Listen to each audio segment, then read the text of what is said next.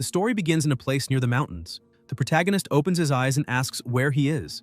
A headache strikes him, and he tries to understand whether, just seconds earlier, he hadn't been playing at home. Memories flash quickly through his mind. This place is the Zhuantian continent, a world where martial artists are revered above all else, and countless people strive to enter a spiritual sect. Ahead, an old man sits in a chair surrounded by a surreal aura. The protagonist recalls that the Star Spirit sect was founded half a month ago, and that the true strength of its leader is still unknown. Today marks the first examination to recruit disciples. However, after transmigrating, he received no items or powers, and he wonders what the point of that is. First, he needs to find a temporary place to stay and wait 2 years until his cheat ability awakens. Suddenly, voices shout for everyone to look, saying that something is coming. People begin to run. An intense light appears and a figure is summoned. It is a woman who introduces herself as Luo Qiangshui, leader of the Star Spirit sect. She announces that on this day, they will not consider aptitude, age, or cultivation level when recruiting disciples. The protagonist realizes this means he also has a chance. Some boys beg to be chosen and comment on the leader's extraordinary beauty. He thinks this is typical of a fantasy world. Luo adds that there is only one requirement. Within 1 hour, whoever can deliver 10,000 spirit stones may join the sect. A voice asks if they heard correctly, if they really need to pay 10,000 spirit stones. They comment that even one low-quality spirit stone can support a family for a month. If they had one, they wouldn't be there trying their luck. They accuse them of being scammers and say that having a beautiful leader is useless if they act like swindlers. The protagonist observes that even in fantasy worlds, there are blood-sucking businessmen. A boy suggests that everyone should leave. The protagonist reflects that, according to the logic of his previous life, this is like paying first to enter a company and only afterward earning money. At that moment, the invincible big spender system is activated. He looks at it and asks what it is, wondering if it is the result of his 2-year wait. He questions what exactly this system is, and decides that the show can begin. The system explains that, as the name suggests, it will make its host strong as long as he continues spending money. He only needs to become a great spender. The rest of the problems will be solved by the system itself. It then displays his data: name Ye Feng, 18 years old, mortal realm, ordinary physique, no martial arts, no skills, no items, and 0 big spender points. New notifications inform him that the system will provide unlimited spirit stones of any type, with the immortal spirit crystal being the circulating currency in this world. However, he must understand the concept of major spending. Small spending does not count, and wasting large sums without judgment only leads to loss. Only by spending in the correct proportions can he earn points, in addition to completing random missions assigned by the system. Reckless daily spending on expensive products may result in point loss, and improper excesses will lead to corresponding deductions. Big spender points can be used to raise the user's realm, increase proficiency in martial arts, extract abilities, and even acquire special items. The protagonist concludes that this is not about spending without thinking. He may be rich, but he is not foolish. The system then assigns a mission: join the Star Spirit sect. If he succeeds, he will receive 100 big spender points. If he fails, 100 points will be deducted. The mission can be rejected. Ye realizes he has truly been given a choice. An old man questions whether everyone there isn't from poor families and asks if this was done on purpose to prevent recruitment. Luo replies that she knows this, but the decision not to become members is theirs, not hers. Even if their parents knew, there would be nothing they could do. She thinks her father must have gone mad when he told her to open a sect in that place, saying it would help sharpen her mind while she stayed there. But to her, it is clearly only delaying her cultivation progress. However, her father does not know that in her previous life she was a saint of the Eternal Sanctuary, who fell victim to a conspiracy and was reborn in this world. For her, ascension is all that matters. She must cultivate without pause to reach a higher level. After passing the tribulation and ascending to the upper realm, the first thing she will do is inform her master about her downfall. If she does not eliminate those people with her own hands, then her name is not Luo Qianshui. The sect leader tells Elder Bai that they should leave, since there is no way anyone will appear to hand them 10,000 spirit stones. Even if someone truly had that amount, why would they waste it all on a newly established sect like theirs? At that moment, a voice speaks up, saying that since the sect is newly created and must be short on resources, this disciple is willing to provide 100 low-quality spirit stones. Luo asks how that is possible and discovers it is the protagonist. The elder then asks if he is saying he is willing to give them 100,000 spirit stones. Yes smiles and thinks that in that case he might as well play the fool and join them. He releases energy and summons a ring. The sect leader takes the ring, checks it, confirms that there are indeed 100,000 spirit stones inside, and wonders how they managed to make a madman like him decide to join the sect. Luo coughs lightly and says the sect does not even have a proper place for him to live, asking if he's sure he wants to join. The protagonist tells her not to worry since he can hire people himself to build a place within the sect. The leader insists they are extremely poor, lacking students and resources, and that he is completely mistaken about them. Ye tells her to relax. If cultivation resources are lacking, he can buy them. He will purchase whatever is necessary. At the same time, he wonders why this fairy-like sect leader seems determined not to let him join. Luo grows irritated and wonders where this lunatic came from, wanting to use money to buy cultivation resources as if he had completely lost his mind just to enter her sect. She tells him to be quiet and asks if he cannot see that she does not want him as part of the sect. She makes it clear that even if he becomes a member, she will not oversee his cultivation training. He will not learn much there and will have to rely entirely on himself for everything. The protagonist is surprised and thoughtful at the same time. The leader believes he is hesitating and thinks that, as expected, after hearing all that, anyone would be afraid and leave. However, Ye tells her not to worry, that he wants nothing from her, and thinks that this way he can complete missions freely without anyone restricting him, wondering where else he would find a sect as good as this one. Luo ends up kneeling on the ground. Feng does not understand what is happening and calls out to her. The sect leader thinks he spent 100,000 spirit stones just to enter, and wonders how he can be happy about that. It irritates her deeply, and she is certain the heavens sent him to torment her. She even draws her sword, but the elder tells her to stop making things harder for herself. He is the only disciple who meets the requirements. He has already joined the sect, and now she cannot reject him. Meanwhile, the protagonist remains confused about the whole situation. Luo declares that from that moment on, he is officially a disciple of the Star Spirit sect.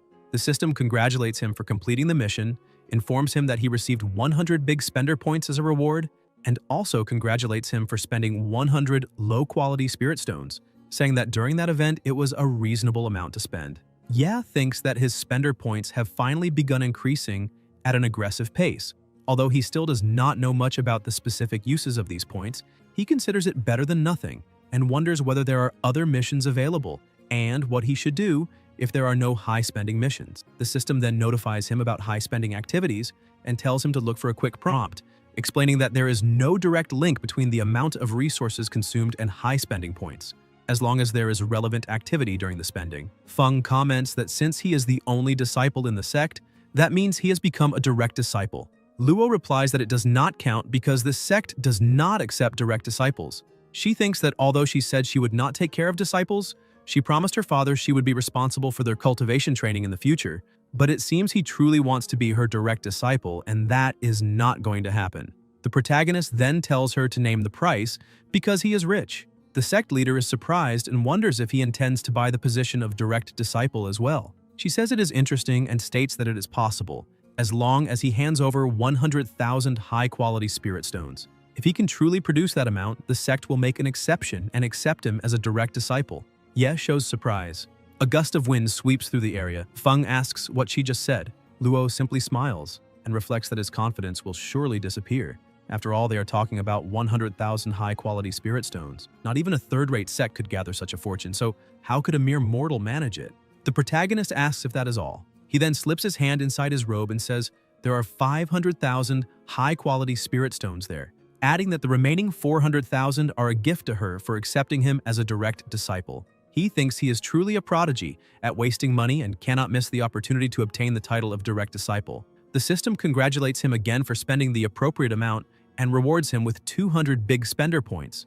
Luo is even more astonished and thinks that he treats 500,000 high-quality spirit stones as if they were nothing. If he went to any third-rate sect with that amount, even the sect leader would treat him like an ancestor. The leader places her hand on her forehead and declares that it is decided. From that moment on, he is a direct disciple of the sect. She then gives him a black sword as a gift. Internally, she thinks that if news of this spreads, her reputation will be ruined. The system notifies him that he is an invincible spender and questions how he can simply take someone else's belongings, deducting 20 big spender points. The protagonist thinks the system worries too much about insignificant details. Ye then kneels and returns the sword. The leader asks what that means. Feng replies that he does not deserve the gift. The black sword is a valuable item. He does not wish to accept it, and if she insists on giving it, she may set a price.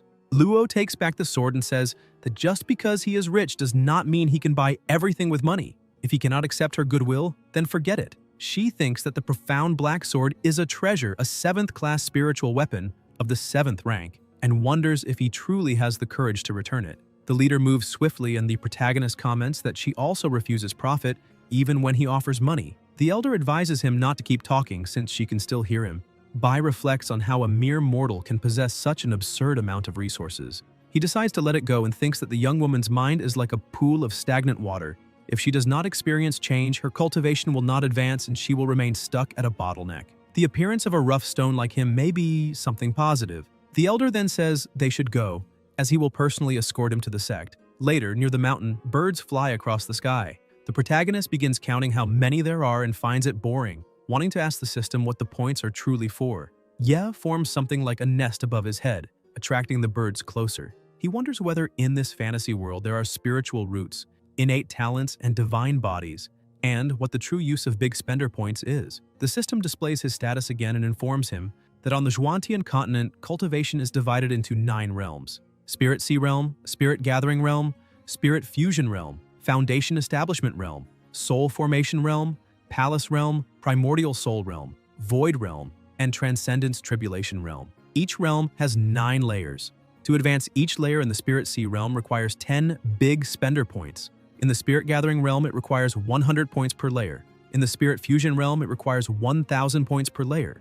Feng thinks the required amount for each breakthrough is somewhat excessive. In the Spirit Fusion Realm alone, it already costs 1,000 points per layer. The system then presents the Big Spender Shop. The protagonist begins reading the descriptions and sees that an energy source costs 100 big spender points, offering a 90% chance of obtaining quality spiritual herbs and an 80% chance of acquiring other resources, with the probability not changing as the user's cultivation improves. He considers the product somewhat expensive, but thinks that if there is a chance of obtaining a 9th grade spiritual herb, spending 100 points is worth it, since there is a 10% probability of acquiring it. He also shows interest in top-tier spiritual ores, and wonders what exactly they are used for. The system notifies him that spending large sums on the various categories of containers that hold special items is considered a high-spending activity. The higher the level of the container, the more points he can obtain. However, this type of activity requires specific circumstances. Ye thinks that would certainly attract more hatred than he could handle.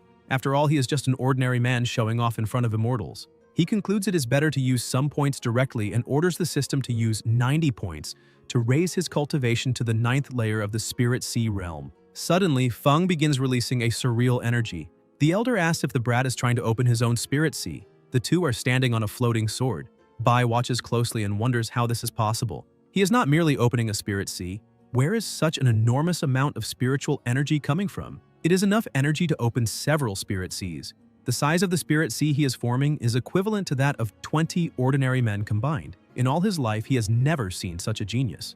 The protagonist remains with his eyes closed, immersed in the world of his own consciousness until he suddenly opens them. Ye wonders what is happening and whether it really takes this long to open a Spirit Sea. If so, how much longer will it take? The elder senses the spiritual energy intensify again and questions whether he is trying to break through to the 2nd layer of the Spirit Sea Realm. Opening the Spirit Sea is equivalent to establishing one's foundation, a crucial process for any cultivator. It not only requires a quiet and stable environment, but also external assistance, such as consuming medicinal pills that increase the chances of reaching the maximum level when opening the Spirit Sea. Moreover, even after successfully opening it, time is needed to stabilize it. Bai thinks he cannot sense any medicinal pills in the boy's body. Furthermore, sitting on a flying sword, no matter how stable, it would be difficult to meditate properly, let alone open a Spirit Sea and break through several layers of the same realm. He wonders how this can be real. The protagonist remains motionless, eyes closed. The elder, still in disbelief, mutters, "Spirit Sea Realm, 3rd layer. Spirit Sea Realm, 4th layer. Spirit Sea Realm, 5th layer." Ye keeps his eyes shut. The elder, increasingly indignant, questions whether he has already reached the 9th layer of the Spirit Sea Realm. Feng then awakens and thinks that, unexpectedly, it took a full 10 minutes to complete everything. He had imagined it would be done in an instant, opening the Spirit Sea and reaching the peak of the 9th layer in just 10 minutes. If his master finds out, will she consider him a useless disciple? Bai reacts to the word useless and wonders if he is calling that trash. If he is trash, then what would he himself be? He recalls that when he had sufficient resources to cultivate, it took him 8 months of hard work to reach the 9th layer of the Spirit Sea Realm, and that was under the condition of possessing a powerful technique and guidance from an experienced cultivator. He then understands why the boy showed no interest in the sex techniques. He probably already has an extraordinary cultivation method. The protagonist asks what technique he is talking about since he has no technique and no spiritual roots. The elder states that is impossible. Bai places his hand over the boy's head, using sensing energy to examine his body, and steps back in shock upon confirming that it is true. He truly has no spiritual roots. Ye asks why he would lie. The elder wonders whether he really opened a spirit sea or whether it is some special type of sea, like a vast ocean. He decides they will have the master personally examine his condition, and thinks that since he is not his disciple, he will let the young woman deal with this strange problem. The two then continue forward. Elsewhere, Luo asks why they took so long to arrive. Bai replies that her precious disciple did something extraordinary. He opened a spirit sea 20 times larger than hers and broke through to the peak of the 9th layer of the spirit sea realm. And there is more, he has no spiritual roots. The leader immediately rises from her chair and says she will check personally. Bai is still in shock. Luo places her hand on the disciple's head, confirms that he truly has no spiritual roots, and asks how he managed to open his spirit sea and advance like that. Shortly afterwards, still in the same place, the leader announces that the Full Moon sect has come for a formal visit and requested that the Star Spirit sect receive them. An elder questions how her sect can be so shameless when it cannot even sustain itself as a sect with only one disciple. Luo grows irritated, thinking she already hates this situation. That strange disciple is troublesome enough, and now another setback appears. She wonders when she will be able to cultivate in peace and questions what exactly brought those people there. The man asks if she is the leader of the Star Spirit sect and says he heard that to join the sect one must pay 100,000 low-quality spirit stones. He says he was shocked when he heard this and, for that reason, brought his disciples to test the one who recently entered through that method. Luo thinks that if she did not even have a single disciple, she would have rejected the demand outright. She wonders why so many problems keep appearing in her path and reflects that if he is driven mad by the opponent and defeated, he may become traumatized and abandon the sect forever. Even so, she says the opponents came from afar, and refusing the fight would damage the sect's reputation. She notes that there are 3 cultivators at the 9th layer of the Spirit Sea realm, and asks if he is confident he can defeat them. The protagonist thinks that the Heavenly Thunder Talisman will be useful in situations like this, and asks if he can use talismans during the battle. Luo replies that he can. The man remarks that she should not favor her disciple too much and should let them learn from each other on their own. Ye smiles and begins to summon something. They are Heavenly Thunder Mountain talismans. Everyone is shocked and comments that there are so many talismans. The man grows indignant because each talisman can release a 9th grade aura wave, the highest classification, and each one equals a strike from a cultivator at the 9th layer of the Spirit Sea realm. No matter how many disciples fight him, they will not be able to win. Feng orders the Heavenly Thunder talismans to explode. The 3 boys protest, asking how that can be called a fight and telling him to stop. The protagonist is excited, saying it is very fun. Explosions begin to echo. All who watch are stunned, thinking these are 9th grade talismans. Each costs 1,000 low-quality spirit stones on the market. Against an opponent of the same realm, he should keep something like that as a trump card, yet he is using them as if playing. They wonder why he is wasting something so valuable. An even more violent explosion erupts. The boys shout to retreat. They say that Brat is unbearable, that they cannot take it anymore, that they cannot withstand another explosion of Heavenly Thunder talismans. They conclude that the Star Spirit sect must be a rich and powerful clan, since it allows disciples to use 9th grade talismans as toys, and that they never should have provoked this sect. Luo watches and thinks that group is useless, being completely suppressed by her tyrannical disciple. Ye looks at his master and smiles. The sect leader wonders if he is really looking at her and decides she cannot allow him to think she is afraid, as if she had sent him to face the 3 enemies without caring about the outcome. She must show her strength and make it clear that she deserves respect. Hours later, more explosions continue to resound. Feng says it is very fun, and that he will continue since he is not tired yet. He can fight without stopping until the end, battle without exhaustion, and afterwards still test more talismans and endure their attacks. The boys fall into despair and beg their master to save them. The man thinks the background of this spiritual sect must be truly grand and powerful. No wonder the recruitment criteria were so strict. He concludes that he dug his own grave by coming here. He admits they were reckless and caused trouble and promises to offer generous compensation another day as an apology. He says that when they meet again, they will part properly. Another explosion echoes. Luo watches coldly and asks if he thinks the Star Spirit sect is a place one can enter and leave at will. She states that he is in the primordial soul realm, a powerful cultivator of that level. The man thinks the sect leader is only at the peak of the soul formation realm and that, with her strength, she could annihilate the Full Moon sect alone. The leader declares that she will release them only after each pays with an arm. The man replies that he understands. Then, each of them has an arm severed. The man speaks in a cold tone. Luo orders them to leave immediately, and he agrees that they will go. The protagonist thinks his master is truly ruthless. The leader tells him to put away the heavenly thunder talismans and thinks that this time she failed to drive him away. Ye asks if he can help her with anything, and the master asks with what. Feng replies that there are still more than 9,000 talismans left and that they cannot simply throw them away like that. Luo hesitates to speak, tries to calm herself, and thinks she must maintain her image as a saint. Yet she feels that the disciple is greatly underestimating the value of those powerful talismans. She questions why she should care so much since she cannot simply curse him. She tells him to hand them over, thinking that it seems he still has many things stored away. The two then begin a truly immersive game of wasting talismans. They keep counting how many are left until an intense light bursts forth. The sect leader watches in silence. A voice calls out to her, telling her to stop cultivating all day and come watch the fireworks with him. Luo replies that they can go by themselves as she has no time for that. Her junior sister insists that she should not be so rigid. Cultivating too much is not good, and from time to time one must relax. Otherwise, when the moment of final breakthrough arrives, she may regret not having enjoyed life and asks whether that would not be even more painful. Luo reflects that she may be right. After all, one only lives once. Meanwhile, the elder is fast asleep, snoring loudly. Suddenly, an extremely bright light appears along with a thunderous boom. Bai wakes up in shock and asks if it is an enemy attack. Lightning begins to fall. He looks more closely and realizes he was mistaken. They are just heavenly thunder talismans. He hurriedly gets up, puts on his coat, and asks what on earth they are doing. The sect leader tells him to sit with them as they are only destroying heavenly thunder talismans. The protagonist suggests they burn them all together and have fun, since they are very tired. The elder calls it absurd, saying he is doing something extremely foolish. A single piece of those talismans is worth thousands of low-quality spirit stones, and even if the Star Spirit sect is rich and powerful, they cannot waste resources like that.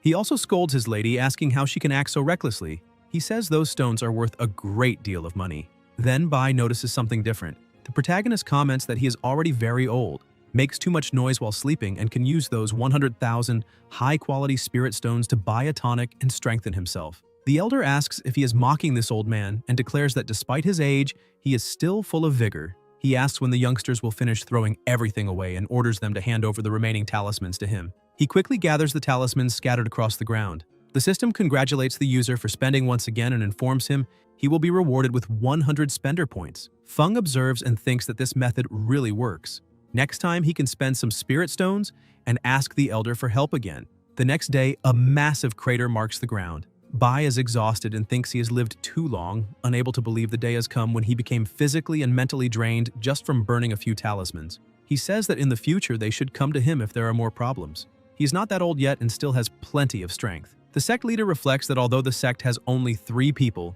she feels that something great will happen in the future. She comments that he is one of the 8 elders of the Polaris sect and that he sold himself for only 100,000 high-quality spirit stones. Bai replies that it is not about spirit stones, but about preserving this old man's dignity. The system once again congratulates the user. He successfully wasted money on the spender product of the day and will be rewarded with 1,000 spender points. The protagonist thinks he has managed to raise his cultivation level, and that with the remaining points, he can buy 5 containers of any type in the shop. Currently, the sect has only 3 people. If he relies solely on the old man to earn points, it will be far too slow. If he had a junior brother to guide, he could obtain points several times faster than now. To help his master make the sect 100 times better than before, he must take on all expenses. That way he will have no difficulty accumulating big spender points. Suddenly, someone knocks on the door asking for permission to enter and whether the sect is still recruiting disciples. A pressure spreads and the ground cracks. The boy who arrived looks at the scene and thinks there is a strange old man who seems about to die at any moment, a woman too frightening to get involved with, and a young man who does not seem very intelligent. He wonders whether this sect is truly safe and whether he should run before it is too late. The protagonist answers that he is correct. The sect is still recruiting. If he can pay the fee of 10,000 low-quality spirit stones, he may join easily. He can also become a direct disciple of the leader if he has more than 100 high-quality spirit stones. As for him, he is the first disciple of the sect and the leader's direct disciple. Yes secretly hopes the boy will say he has no money because he himself will pay all the expenses. The system notifies that this type of action does not fit into major spending activities unless the user presents a reasonable justification. Feng thinks that the moment he saw that boy, he realized he was his long-lost half-brother who came there to become his younger brother, so there is no problem spending a little money on him. New notifications appear stating that the user's explanation seems valid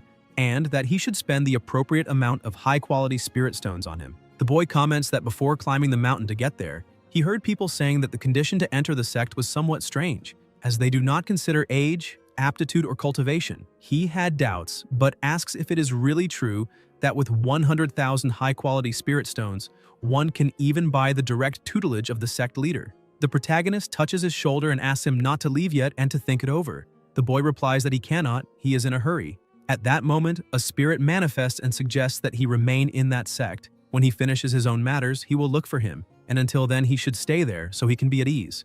The boy thinks he understands. The spirit adds that, after all, it is a branch sect established by Wuming's daughter, and that Bai, that old fox, is also there. Thus, his Wu Feng will be safe. After that, still in the same place, Ye declares that he wants this little brother and asks everyone to look at him, saying he is so adorable. The boy reflects that although he does not understand why his grandfather sent him to stay in such an unreliable place, he has always obeyed his orders. The sect leader states that everything is fine. He only needs to hand over the fee of 10,000 low-quality spirit stones to join the sect, while thinking about how Feng dares to recruit disciples in her place. The inconvenient part is that she is responsible for all his actions now that he is a member of the sect. The positive side is that the newcomer apparently does not want to stay there, so she can send him away quickly. The boy hands something over and says that there are 10,000 low-quality spirit stones and that she can check if she wishes. He thinks there must be a reason for his grandfather to have ordered him to remain there. Luo coughs lightly and says she needs to clarify something first. Even if he pays the fee, he will not have access to any sect benefits. He will not receive resources or cultivation techniques, and most importantly, she will not take care of his cultivation. She asks if he is still sure he wants to join. Internally, she thinks that this time she will not back down and will ensure that at least one person is driven away. The boy replies that she should not worry as he does not want anything from her. He reflects that in fact, he is an alchemist and that his grandfather has already provided him with everything he needs, so he does not need anything at the moment. The elder congratulates her for obtaining another excellent disciple for the sect. The leader says she is tired and will go rest. Training will begin the next day. She explains that inner and outer disciples reside in the courtyard, and that in any case, they are the only two disciples in the sect for now, so they should rest well. The protagonist thinks it is difficult to understand his master. She clearly stated that she would not train them, but now says she will. He was planning to spend money on this junior brother, but never imagined he was also rich. This will not help increase the number of direct disciples. He alone is enough to occupy that position, and remains the only direct disciple of the leader. Luo comments that everything feels like a dream. Ye realizes he has not yet asked the new member's name. The boy replies that his name is Leng Wufeng. Feng comments that he truly is a junior and, through a document, declares that he is officially an inner disciple of the sect from that moment on. Leng wonders whether he will really be fine obeying his grandfather's orders. That guy seems to have a screw loose and is the most unpredictable person there. The next day, the protagonist says he has already moved into that room and asks about his. Wufeng replies that he has also arranged everything and invites him to come in and sit for a while. Ye smiles, enters, and looks around the surroundings. He is surprised to discover that he is an alchemist. Leng confirms that he is. Professionals such as pill alchemists, weapon masters, talisman specialists, and array masters are extremely valued and hold high status.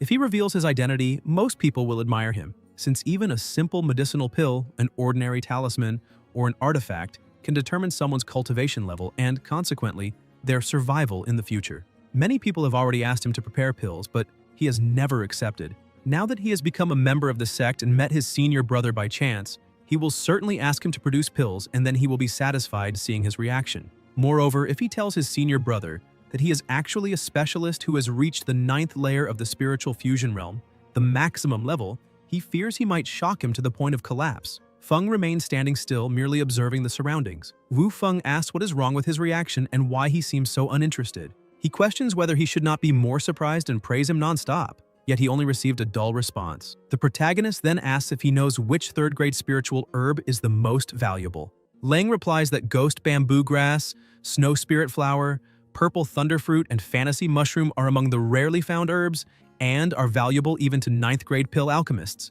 Yes says he already knows and thinks that the system mentioned exactly those items: ghost bamboo grass, snow spirit flower, and purple thunderfruit. He then opens 4 bottles of each herb in the shop. The system notifies that the user spent 1,200 big spender points on bottles of medicinal herbs and congratulates him. He received 2 ghost bamboo grasses, 1 snow spirit flower, and 3 purple thunder fruits.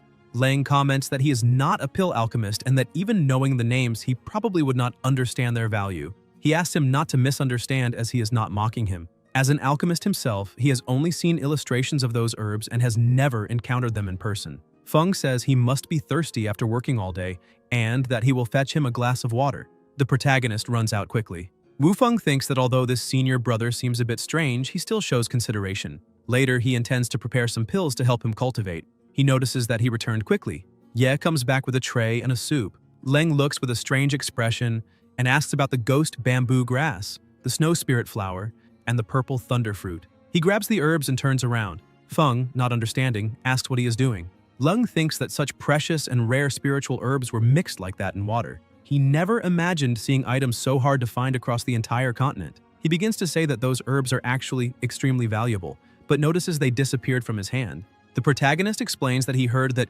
even if spiritual herbs mixed with water are not as effective as medicinal pills, they are still useful for cultivators like them. It was his fault he thought those few herbs would be enough. It seems the gift was not appreciated, but from the beginning they were luxurious items. Leng tells him to wait and states that they are exactly the rare herbs he just mentioned. He goes to verify if they are authentic and is shocked. The system congratulates the user for successfully spending again and grants 1,500 spender points as a reward. In Leng's room, Ye thinks that he earned points. He received 500 for each crushed herb, spent 1,200, so he made a good profit. Wu Feng states that if he does not understand the potential of those herbs, he should ask first. For alchemists, they are priceless. Herbs like that are so rare that not even his grandfather saw one in his lifetime, and he cannot believe they were destroyed in that manner. Feng sighs and comments that he did not imagine those herbs were the same ones mentioned moments ago. He had no idea. In any case, they were already crushed, so it is better to clean up the mess and rest. He says he will take his leave. 5 minutes later, a basin is filled with water, and the protagonist puts his feet inside, saying his legs are becoming soft and numb, as expected from spiritual herbs. Ye's skin gradually begins to darken. Wu Feng knocks on the door and says he does not know how he obtained those herbs, but he needs to warn him of something. He's not being greedy, not at all. The 3 herbs can be used together or separately as medicine, but when ghost bamboo grass is mixed with purple thunder fruit, a toxic poison is formed. It is not fatal, yet it can cause serious problems. Meanwhile, inside the dormitory, Feng panics and asks what is happening, why his legs turn so dark and why he cannot feel anything. Leng thinks the situation is serious. Wu Feng breaks the door down and finds him with his feet immersed in the herbal water. The protagonist, desperate, asks what happened to his leg. He recalls that Leng had explained the importance of the herbs and questions what he should do. Has he become crippled? Can he still be saved? He begs him not to say that the leg will have to be cut off. Leng states that he really used that kind of herb to soak his feet. The system congratulates the user for spending heavily again. It grants 1,500 big spender points and informs him that it can remove the toxins from his legs for 1,000 points.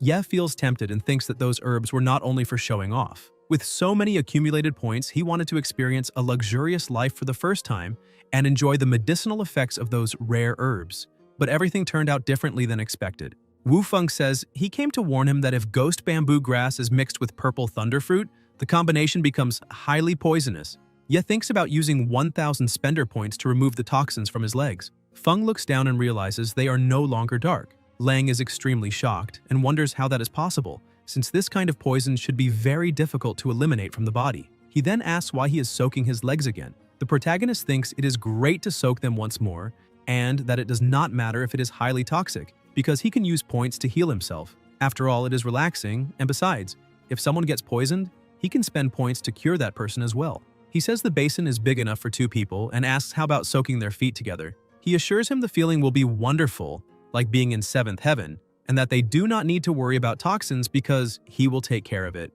Wu Feng thinks that water is definitely poisonous and feels afraid to put his feet in it. He says it is better not to, and wonders whether he should report what happened to the sect leader, since regardless of whether those herbs belong to the sect or not, they are still priceless treasures. Leng reflects and decides it is better not to, because he is not someone who reports others. Meanwhile, in the dormitory, the protagonist asks the system to consume another 100 points to eliminate any remaining toxins. In addition, he uses 900 points to raise his cultivation to the peak of the 9th layer of the Qi gathering realm. In the main hall of the sect, the leader comments about Ye and asks who the hell he really is. The elder replies that they still do not know, but with time, his true nature will naturally reveal itself. And he asks whether it is not interesting to uncover, layer by layer, what lies behind that mysterious veil. He thinks the most important thing is that Ye has the power to disturb her state of mind. Luo says she feels as if that idiot was sent by the heavens to torment her, and there is also that Leng who seems to be the same type. Suddenly, an energy begins to move in the air. The two watch carefully. The leader states that the source comes from the residence of the inner disciples. The elder asks if he had not just reached the peak of the Spirit Sea realm, and whether he is now preparing for another breakthrough. Bai thinks about Fang and wonders if this is once again a continuous ascent with an explosion of breakthroughs. He says they should go first, but that boy will not be defeated easily. The pressure around them increases, accompanied by overwhelming energy. The elder begins to announce first layer of the Qi gathering realm, now second layer, already third, fourth, fifth layer. An intense light bursts at the top of the mountain. Bai, stunned, declares that he reached the peak of the ninth layer of the Qi gathering realm and questions whether, with one more step, he will reach the spiritual fusion realm. Suddenly, everything stabilizes. Luo says it seems to have ended. The elder, even more shocked, says that in 5 minutes, without spiritual roots and without a master's guidance, he directly broke through from the peak of the ninth layer of the Spirit Sea realm to the peak of the ninth layer of the Qi gathering realm. He crossed an entire realm in one go, and even faster than when he went from 0 to entering the Spirit Sea realm at the beginning. His cultivation speed can be considered #1 across the entire Zuantian continent. The leader comments that it is no wonder he was so confident before. It seems he truly does not need her guidance. She asks whether he thinks that in just a few days, he will surpass her as well. Bai thinks she praised him too much. The young Mrs. talent for cultivation has always been the greatest in the sect, yet even she took half a year to go from the Spirit Sea realm to the Qi gathering realm. To comfort her a little, he explains that although it is true that breakthroughs become easier as one reaches higher realms, they do not depend only on opportunities. Cultivation resources and supporting elixirs are required. This requirement becomes even more evident upon reaching the foundation establishment level. If Ye wants to reach it, he will need to cultivate diligently. He hopes everything truly stabilizes like this, otherwise it will be a great blow to her. In another place, Leng wonders whether that is really his unreliable senior martial brother, and thinks he is terrifying because he advanced from the Spirit Sea realm to the peak of the ninth layer of the Qi gathering realm in a single breath, while he himself is still satisfied with his current layer. He questions whether his senior martial brother is even human and concludes that it is interesting. No wonder his grandfather asked him to remain in that sect. He will certainly stay there and work hard. The next day, the protagonist looks at the system, which displays his now much higher status. He notices that only 310 points remain and comments that it is a waste. Did he get dizzy from the toxic water yesterday? He spent 2,000 valuable points for nothing, and now only a few are left. He decides to wait a little. Ye takes out a pill and asks what exactly this third-grade profound cleansing pill is, what the 9 stripes on the seal mean, and whether it is something like a 9-striped dragon. He says he does not understand and should look for Brother Leng. He will quickly use these pills and also bring some rare spiritual herbs, imagining that his junior brother's expression will be amusing. Leng sneezes and wonders how he caught a cold on his very first day there. Feng looks for Wu Feng but cannot find him, until he wonders whether his junior brother was so shaken yesterday that he decided to run away. The elder asks if he is looking for his partner, and the protagonist asks whether he has seen him. Bai replies that after learning Leng is a third-grade alchemist, the sect leader took him early to the nearby city to buy spiritual herbs, and says he will help him find him.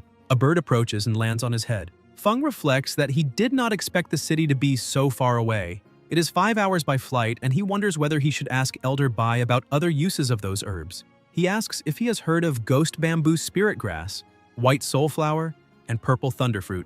The elder replies that among third-grade spiritual herbs, those 3 are among the rarest, and for alchemists, they are priceless. He does not know much beyond that and says it would be better to ask Wu Feng. Feng comments that they truly are precious. No wonder his junior brother said he was wasting valuable resources by using them for a footbath. They continue flying on the sword until Bai asks whether he really used the 3 rare herbs to soak his feet. The protagonist replies that he should try it too. However, combining ghost bamboo spirit grass with purple thunderfruit produces a strong toxin, so next time he will get some for him. The elder asks if he managed to obtain more and says that if he gets those herbs again in the future, he should remember to save some for this old man. After 5 hours, they arrive at the city. Bai tells him to walk around for now, as he needs to take care of something and will look for him later, but emphasizes that he must not cause trouble. Old Bai walks away and thinks he can finally meet his brothers to drink wine among flowers.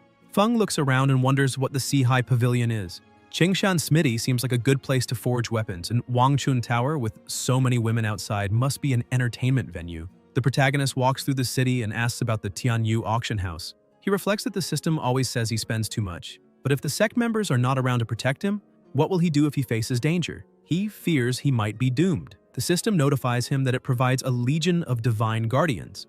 If the host encounters a life-threatening situation, they will appear to handle the crisis independently, but only against enemies who directly threaten his safety. That sounds satisfactory. Ye enters the auction house and thinks he cannot wait to ask junior brother Wu Feng. There should be an alchemy appraiser there. An attendant asks if he can help him. Feng replies that he has some pills to sell and asks whether they can be auctioned in that prestigious house. The staff member informs him that a 6th-grade alchemist is responsible for evaluating pills and leads him to him. A person approaches. It is Tao Shan, who asks what grade the pill he wishes to auction is. The protagonist replies that it is a profound cleansing pill. Cao comments that it is only a simple 3rd-grade profound cleansing pill until he notices something and becomes shocked, asking if those are 9 stripes. He states that it is actually a 9-striped profound purification pill. Ye asks whether it is really that powerful. Cao replies that it is. Creating such a pill requires extreme care, as any small mistake can result in an incomplete pill. Although it is 3rd grade, it can normally only be consumed by cultivators in the spiritual fusion realm, the Qi gathering realm, or the spirit sea realm. However, with 9 stripes, its effects are maximized. The most he has ever seen was 8 stripes on a top-quality pill. Feng asks what 8 and 9 stripes mean. Ashan explains that a complete pill corresponds to 10 stripes, each stripe representing 1/10 of the total potency. 2 stripes equal 20%, and so on. To this day, he has never heard of anyone who created 10 stripes, not even in the lowest quality pills. Even a pill with only 1 stripe is far more effective than consuming spiritual herbs directly. Being able to create stripes is a significant milestone for any alchemist. The protagonist leans on the counter and asks how much that pill will cost. Anshan replies that a 3rd-grade pill normally is worth tens of thousands of low-grade spirit stones. But this profound cleansing pill not only removes impurities from the body, it also has 9 stripes. The exact value is hard to estimate and will probably only be determined at the auction. Surprised, Ye asks whether this seemingly insignificant pill is really worth tens of thousands of low-grade spirit stones. Cao finds it strange to hear him call it insignificant, and Feng asks when the auction will be held. Anshan says today is a lucky day, as there will be an auction that very afternoon. The protagonist says he has another identical one and asks whether they can contact the auction house manager to include both pills in the afternoon event, adding that he will come back later to collect the spirit stones once they are sold. He mutters that this miserable pill is unexpectedly so expensive, and that he wants to see how many big fools will bid on it. Anshan wonders who he is calling big fools. Later in the forest, Ye walks while chewing something and comments that it is not a bad snack and even tastes good. Suddenly, he stops when he notices an animal. A dog wakes up, and the protagonist approaches, saying he made some quick calculations and discovered that he and the dog are destined from this moment on. The animal will follow him and can eat as much as it wants. Since it is so hungry, it will surely eat a lot. This time, he will spend all 10,000 profound cleansing pills. Even if the 4 members of the sect eat together, their cheeks will swell. Next time he receives pills in a loot, he will give them to the little yellow dog to eat. If people in this world realize they live worse than a dog, they will collapse. After eating a lot, the dog lies down and Ye calls it to take a bath first, saying that afterward it will start working for him. A few minutes later at a restaurant, Feng enters carrying the dog in his arms. The protagonist goes upstairs, but the animal is still dirty, and an employee stops him, saying dogs are not allowed inside. Ye asks how many spirit stones are needed and tells them to charge the price of a first-class guest room because he wants to bathe his dog. The employee replies that as long as he is there, no amount of money will allow the animal to enter. Feng dislikes the attitude. Soon after, a bucket of heated water is prepared with ducks and fish nearby, and the employee approaches saying that if the water is not hot enough, he can heat another bucket. The protagonist tells him to leave. In the room, the dog takes a bath and the system notifies that it is reconfirming that this expense does not count as extravagant spending. Ye complains that paying 10 times the price for a room does not count as extreme spending and asks what the dog is looking at, telling it to hurry up and clean itself because it needs to start working after the bath. If not for this, he would have easily gained another 100 points this time. Feng holds the dog and says it is so foolish that it should try to increase its intelligence if it ever gets the chance. Later, still in the same place, the dog eats while the protagonist comments that it is just a silly little dog that does not even check for poison, and thinks that from now on it will be his hard-working servant. He decides to go out and see if he can find something fun. The dog keeps eating until it raises its head, and the pressure around it begins to increase. An hour later, Ye tells it to hurry up and keep eating, asking whether it became lazy after consuming just over 2,000. The dog awakens and Feng says that if it does not want to eat, that is fine, since he's also too lazy to wander around, so they will sleep together. The protagonist picks it up and walks toward the bed, commenting that being a complete big spender is truly exhausting. While they sleep, the dog begins to glow, and at that moment, Ye has no idea that the animal beside him, after consuming the 9-striped profound cleansing pills, is undergoing a transformation into a beast. Elsewhere, Bai comments that he finally managed to get there, but spent the entire morning out, and the old man beside him asks whether he only ever shows up to ask them to pay for a meal. He replies that at the Purple Phoenix City branch of the auction house, they receive 2 special pills, 3rd-grade profound cleansing pills, and asks whether he knows how many stripes they have. Bai asks about profound cleansing pills and comments that if the matter kept him busy all morning, they must have more than 7 stripes, wondering whether they were refined by those old fellows. Xia replies that they have 9 stripes and that there are 2 pills. He does not know who refined them, but a young man brought them to the auction house to sell. He personally examined them and states that these 2 profound cleansing pills can be considered perfect, very close to the ideal state of 10 stripes. Bai calls out to him and asks whether he knows the name of that young man. Xia answers that he does not. The boy left no name and did not even pay the deposit required by the auction house. He simply handed the pills to an appraiser and left, saying he would return later to collect the proceeds from the auction. Bai immediately thinks of Feng. Xia adds that, based on the information he gathered, that young man does not seem to care about the 2 pills at all and is very likely from some hidden sect or sacred land. Bai continues linking everything to Feng and tells Xia to come with him, saying he will take him to meet someone. The old man asks who it is. Bai replies that his young miss founded a sect, and that the person he will introduce is her direct disciple. Xia questions what is so special about meeting a direct disciple, and Bai answers that he simply does not understand. At the same time, at the auction house, Luo is present, and comments that the 2 of them are very lucky. She did not expect to encounter 9-striped profound cleansing pills, something she has never seen before, just as she was looking for spiritual herbs for him. The leader smiles and says that these 3rd-grade 9-striped pills will be extremely beneficial for both of them, and that today, regardless of the cost, as their master, she will do everything she can to obtain them. Leng becomes excited and thanks her. Luo asks what he thinks about the way she treats them. Wu Feng hugs her leg and says she's very kind. Luo thinks he can admire her all he wants, but her direct disciple is still someone else. Elsewhere, Bai announces that they have arrived. Xia observes that the door seems locked and asks whether he is sleeping. Bai says that a qualified cultivator should not waste precious time sleeping. The elder then breaks the door open and enters the restaurant, noticing several pills scattered in a bowl on the floor while Feng is asleep and so is the dog. The protagonist asks why he is there and whether he has finished his business. Ye notices that the dog is still sleeping and comments that it is always sleeping, asking why it has not finished eating the pills. The dog kicks a few of them aside. Xia says he thinks he just saw something unbelievable, and Bai states that those are 3rd-grade 9-striped profound cleansing pills. He would like to keep them as a family heirloom for future generations, yet a dog is rejecting them. Xia asks whether he, a 9th-grade alchemist and head of the auction house, is inferior to a dog. Bai replies that this is no ordinary dog and asks whether he has not noticed that the natural spiritual energy of heaven and earth is flowing into the animal's body. He explains that although it is extremely rare, at this rate, in less than a year, that little yellow dog may become a demonic beast. There is no demonic bloodline in its body. It is undergoing a direct transformation from an ordinary wild beast into a demonic beast, and its body is completely pure. Xia asks how many 3rd-grade 9-striped profound cleansing pills were given to the dog. The protagonist asks whether he is talking about him, then starts counting, saying it was not that many, just a little over 2,000. Xia is furious upon hearing a little over 2,000 and asks the elder whether this is the great disciple of his sect, someone who feeds a dog such precious pills without showing the slightest concern. Bai retorts, asking how he could possibly care. This boy is so rich and powerful that he himself works for him, so how could he show concern? Xia questions whether he is not one of the 8 elders of the Star Spirit sect and an expert of the 3rd layer of the Transcendent Tribulation realm, on the verge of reaching the 4th, and yet claims to be working for a disciple of his own sect. Bai answers that there is no helping it, he gave too much. Ye then asks the elder whether he could help him financially as usual, with 10,000 high-grade spirit stones, thinking there is no alternative since the dog is starting to become picky. He needs to hurry and finish the remaining 7,000 profound cleansing pills and might need assistance.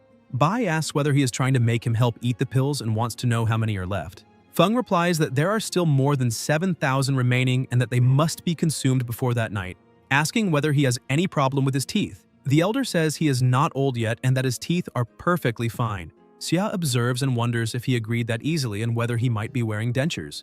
Feng then pours the pills onto the table and tells him to start eating. Bai looks surprised but begins to eat anyway. The protagonist asks why the little dog is just watching and tells him to hurry and eat the remaining deep, profound pills on the ground, otherwise he will be cooked. Xia remains still, completely stunned, and comments that everyone has gone mad. Ye asks who is the biggest pill eater. Bai keeps eating and thinks he never imagined 9-striped deep, profound, pure pills could be so delicious. Although their effects are no longer useful to him, eating them is still pleasurable. He recalls that he once took 9th grade deep, profound, pure pills with 5 stripes, and a single pill nearly consumed a tenth of his savings. Although they were effective, the taste does not compare to these 9-striped deep, profound pills, even though they are only 3rd grade. If he had had this opportunity 60 years ago, perhaps everything would be different. Yes says that if he does not want to eat them, that is fine. He can receive 100,000 high-quality spirit stones. Xia says he would not understand. If he and the elder had taken such deep, profound, pure pills in the past, they might have already transcended the heavenly tribulation and ascended to the upper realm, instead of being stuck without seeing a real chance of advancement. He reflects that both of them are at the peak of the 3rd layer of the transcendent tribulation realm. Although they could have reached the 4th layer long ago, they did not dare to break through because they are not sure they could withstand the 4th layer tribulation. If they fail, they will perish. The protagonist says he understands and asks if he will be able to help the elder in the future. He states that he certainly will not leave such help unrewarded and suggests 100,000 high-quality spirit stones as compensation, just like that day. Xia wipes the tears from his eyes and asks whether he himself is not from the Star Spirit sect. Then he says it is fine. He will help him. After some time, still in the same place, Ye thinks everything is moving too slowly and wonders when the master and senior brother Wu Feng will arrive.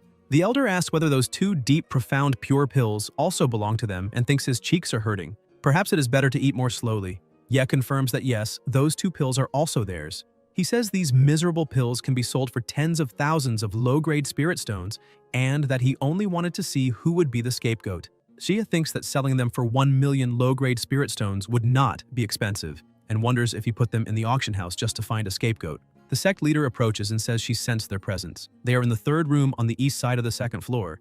The senior brother and the elder are there. Lang comments that he never expected the master to spend a fortune to get something so good for them. Wu Feng goes upstairs and, holding a box, asks his brother to take a look. Luo is curious to see his reaction and thinks that no matter how rich he is, these pills are not something that can easily be bought with money. This time, everything depended on luck. Leng announces that the master bought deep, profound, pure pills.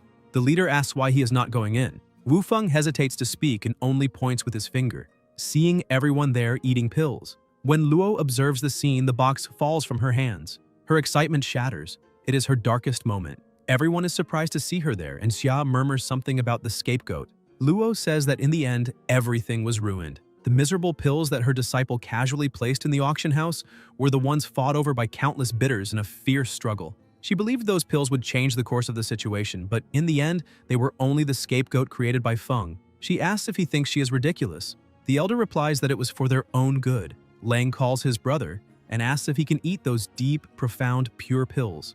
Xia and the elder say at the same time that finally, there is someone to eat together with them. The protagonist replies that of course he can eat as much as he wants until he is satisfied. Wu Feng becomes excited and declares that he will rise with the help of the pills and restore his former cultivation, but the sect leader asks him not to rush like that. Suddenly, Leng notices something: the dog on the ground. He thinks this is not good, because ordinary wild animals are naturally attracted to pills of this kind. If the dog eats them, it will be ruined. Wu Feng tries to grab the dog, but the animal escapes and kicks the pills away. Lang is startled, and Xia comments that as a sect leader she should act with caution when discussing matters, managing finances and providing services, and that considering her role as master, she should have greater influence over her disciples' actions. These precious 9-striped, deep cleansing, profound pills are priceless treasures, and he gave more than 2,000 to that dog, which is simply an absurd waste. Feng replies that, after all, dogs eat faster than people. Lang says she never imagined she would be living worse than a dog.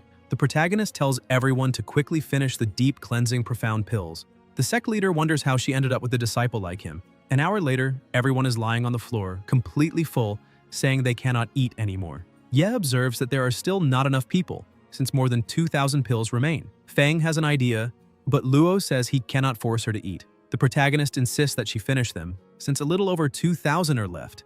The leader states that she can guarantee a large sum of money to buy the remaining pills. If they are sent to her father's sect, many talents could be cultivated.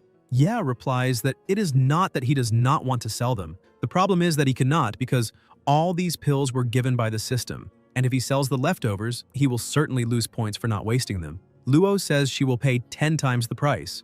Suddenly she realizes something and questions how a sect master can be discussing money with her own disciple. Besides, this disciple with such an inexplicable background does not seem like someone who needs money. She covers her mouth. The protagonist comments that the taste of the pills is really good and asks if she does not want to try one. Luo asks where he got that plate from. She picks up a pill and examines it carefully. 2 hours later, the sect leader also helps finish the pills. Everyone is completely stuffed. The system congratulates the user for successfully contracting and for wasting all the items of the day. Rewards: 1,000 big spender points, 3 9th level 9-leaf resurrection herbs, and 5 units of 9th level grass. Rewarded items that are consumed wastefully do not grant a large number of spender points. The host may use them as he wishes. The protagonist asks whether, besides spender points, the system also grants other rewards.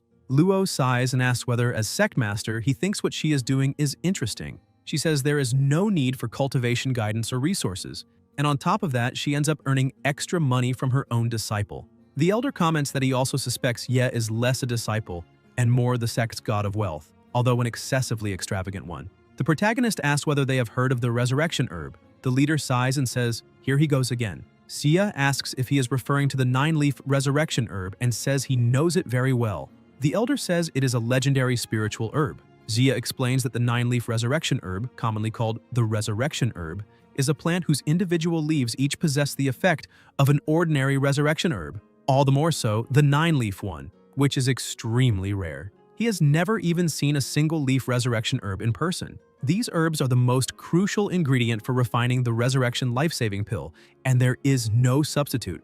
If someone consumes this pill within 24 hours, even if the soul has been extinguished, they can be brought back to life. Xia adds that for any expert in the transcendent tribulation realm, the resurrection life-saving pill is a treasure they would desperately desire. With the protection of this pill, even if the body is destroyed after failing a tribulation, the soul can be preserved, and it will be possible to rebuild the body in the future. After explaining this, he asks why he is bringing it up, and questions whether the elder knows the spiritual bamboo grass, the white soul flower, and the purple thunder fruit. Xia replies that he does. These 3 types of herbs are extremely rare, although the major sects possess some quantities, and asks what about them. Bai comments that the boy was soaking his feet in those 3 herbs the day before. Xia is shocked and asks what that means. Bai concludes that if he even possesses 9th level 9-leaf resurrection herbs, there is no need to explain much to understand that it is something legendary. And this time, he definitely must not use them for a simple foot bath. The protagonist says he has 3 plants and that using one to soak his feet should not be a problem. He thinks that although he is a rich spender, he is still rich, so he should enjoy what he can. If soaking his feet in a 3rd level herb is already excellent, how could he not try a 9th level one? Xia immediately reacts, saying that under no circumstances can that happen, and asks if he truly possesses 3 9th level 9-leaf resurrection herbs. He tells him to name the price. No matter the cost, he wants all 3. Even if he must hand over everything he owns, he will do it, because 9th level 9-leaf resurrection herbs can refine a pill capable of bringing the dead back to life. Using them for a foot bath is not just wasteful, it is sheer madness. For a moment, everyone falls silent. Ye approaches his master and states that this 9-leaf resurrection herb is a symbol of his filial respect for her. The sect leader thinks that as her personal disciple, he has already given 100,000 high-grade spirit stones, added 400,000 as a gift, and now offers a priceless 9-leaf resurrection herb. She wonders what she is supposed to do in the face of this. The protagonist insists that she simply accept it. Luo feels as if she's being adopted by her own disciple. She thinks that this 9th level 9-leaf resurrection herb cannot be accepted, that this is not right. In the future, when facing tribulations, she herself may need the life-saving pill. Ye declares that he will definitely use a 9th level herb to soak his feet and that no one can stop him. He states that if they help him with some manual labor in the future, it is very likely that one of those herbs will be theirs. Bai asks whether he also has the right to a share and comments that by putting in some effort he could obtain a 9th level 9-leaf resurrection herb. Xia asks what he thinks he is doing. Bai retorts that the herb belongs to him and he should not even consider it. Xia replies that it is nothing serious. He simply feels that he might obtain one of those herbs. Bai tells him to quickly return to his place and that he will take care of the sect's affairs. Leng thinks that if senior brother truly uses a 9th level herb for a foot bath, perhaps she can join him, even if only for a moment. Shin pushes by. They say that in ancient times there were those who honored their fathers, and now Jia is surrendering. Xia comments that he spent half his life wandering and only regrets not having joined the sect earlier. He says that if little Qianshui does not mind, he wishes to become an honorary elder of the Star Spirit sect and asks whether she can grant this. The sect leader replies that he is a 9th level alchemist with formidable cultivation at the 3rd layer of the transcendent tribulation realm, whose auction house covers nearly 1/5 of the continent, and yet he still wants to join the humble Star Spirit sect. Xia confirms that he does. He recalls that when she was young, he held her in his arms and says that if she disagrees, he will speak to her father. He thinks that this boy can casually take out 3 legendary herbs and offer them as gifts, while still intending to use them for a foot bath. That means such treasures are not so important to him. Therefore, he must possess even more extraordinary things. If he does not act quickly, he will lose the opportunity. Luo asks about his auction business, and Xia replies that he will leave everything in the hands of his unreliable son. Bai comments that he is ruthless. Xia responds that he has always wanted to see that helpless expression on his face and states that who receives the resurrection herb will depend on each person's performance. Luo questions what the purpose of all this is and thinks the situation has gotten out of control. She did not want to expand the sect. It was already surprising to gain 2 new disciples out of nowhere. And now, a 9th level alchemist also appears wanting to join. The protagonist suddenly asks whether any of them know about the golden silkworm star gem. Jia asks if he possesses such gems. Ye replies that he does not, he was only asking. He notices that everyone is staring at him as if they want to devour him alive, and concludes that this golden silkworm star gem must be even more incredible than the 9-leaf resurrection herb. Bai states that he certainly has star gems hidden and simply does not want to admit it. Leng asks where he summoned the god of wealth from and how he can have everything. Someone begins to tremble. It is the sect leader. She orders them to return to the sect immediately. Bai asks if something happened. Luo replies that it is nothing serious, only that her father has arrived and said there is an important matter to discuss, but she feels that he is there merely to inspect the sect. After 5 hours, already at night, the sect leader returns with everyone. Qianshui announces that she is back and that she truly disappointed him. The old man keeps a serious expression and the pressure around them becomes intense. She asks why her father appeared so suddenly. He replies that he is disappointed. The previous day was the recruitment for the Star Spirit sect, so where are the disciples? He thought she would be excited, that someone would offer him tea upon arrival. He brought many things to distribute among the disciples, but there was not a single person. He waited alone until late and no one returned, so he had to send a message. Luo coughs and points out that those 2 are the recruited disciples. The one on the right is Ye and the other is Leng. Luckily, she has these 2 to serve as proof that the sect exists. She asks her father not to be angry and explains that she accepted Feng as her personal disciple. Deep down, she thinks that in her previous life she was an orphan and now wants to cherish her loving parents. The old man repeats personal disciple and recalls that his precious daughter since childhood only cared about cultivation. He asks what spiritual root he possesses. Qianshui answers none. He asks about talent. Luo answers none. He then asks about cultivation level, and when she tries to respond, he interrupts and concludes that this fellow is basically useless. So how did he become a personal disciple? Qianshui explains that he bought the position with 500,000 high-grade spirit stones.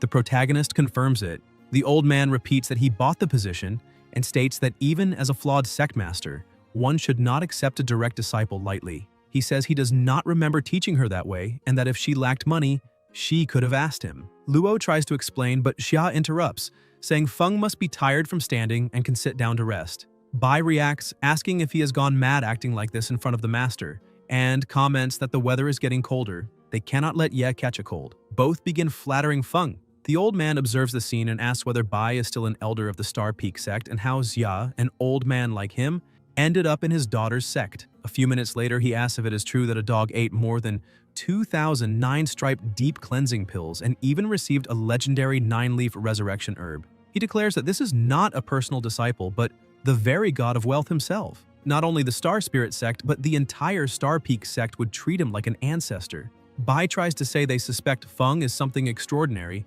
but the old man interrupts and tells him to be silent. He says he does not need to hear anything more. He only came to check on his daughter's sect. Since everything seems in order, he can rest assured. He has family matters to discuss with Qianshui, so everyone may leave. In the courtyard, Leng tells senior brother that he brought the water for the foot bath at the perfect temperature. The protagonist asks if he will also soak his feet.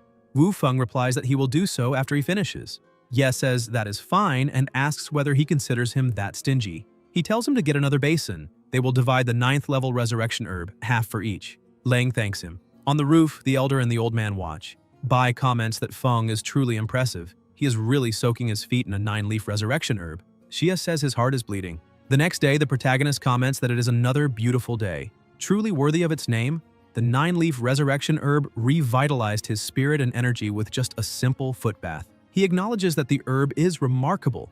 The effects of the bath may not reach even 1,000th of its full potential, but he feels his body and soul purified. He currently has 2,510 big spender points and decides to save them for now. The items of the day in the big spender shop are Abyssal Sword, Intent, Broken Remnants, 10,000 in stock. He wonders what these broken remnants of the Abyssal Sword are. Ye picks up the crystal and calls the little dog, which runs to him. The system indicates that the dog only needs to touch its forehead with these remnants. Feng presses the crystal against the animal's forehead. An intense light manifests and the dog becomes paralyzed, confused.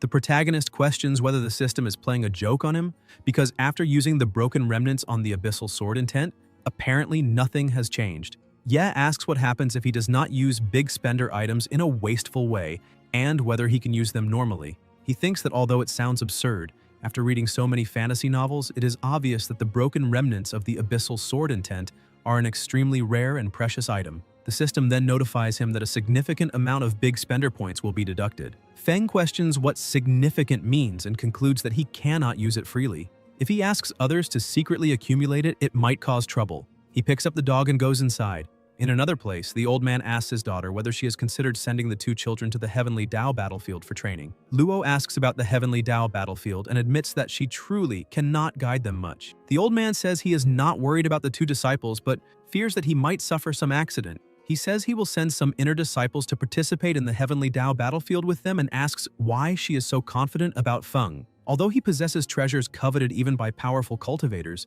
in the end, he is still just an ordinary human. In the Heavenly Tao battlefield, weaker cultivators or monsters could easily eliminate him. The leader replies that he may not have spiritual roots, but he is not an ordinary person. With the strength he has shown, he can certainly protect himself there. The old man insists that this is impossible. Without spiritual roots, he is only a mortal, and she should not try to defend him. Qianshui states that he not only reached the peak of the 9th layer of the Qi gathering realm without spiritual roots, but the spiritual sea he developed is more than 20 times larger than hers. She herself finds it hard to believe, but must admit it.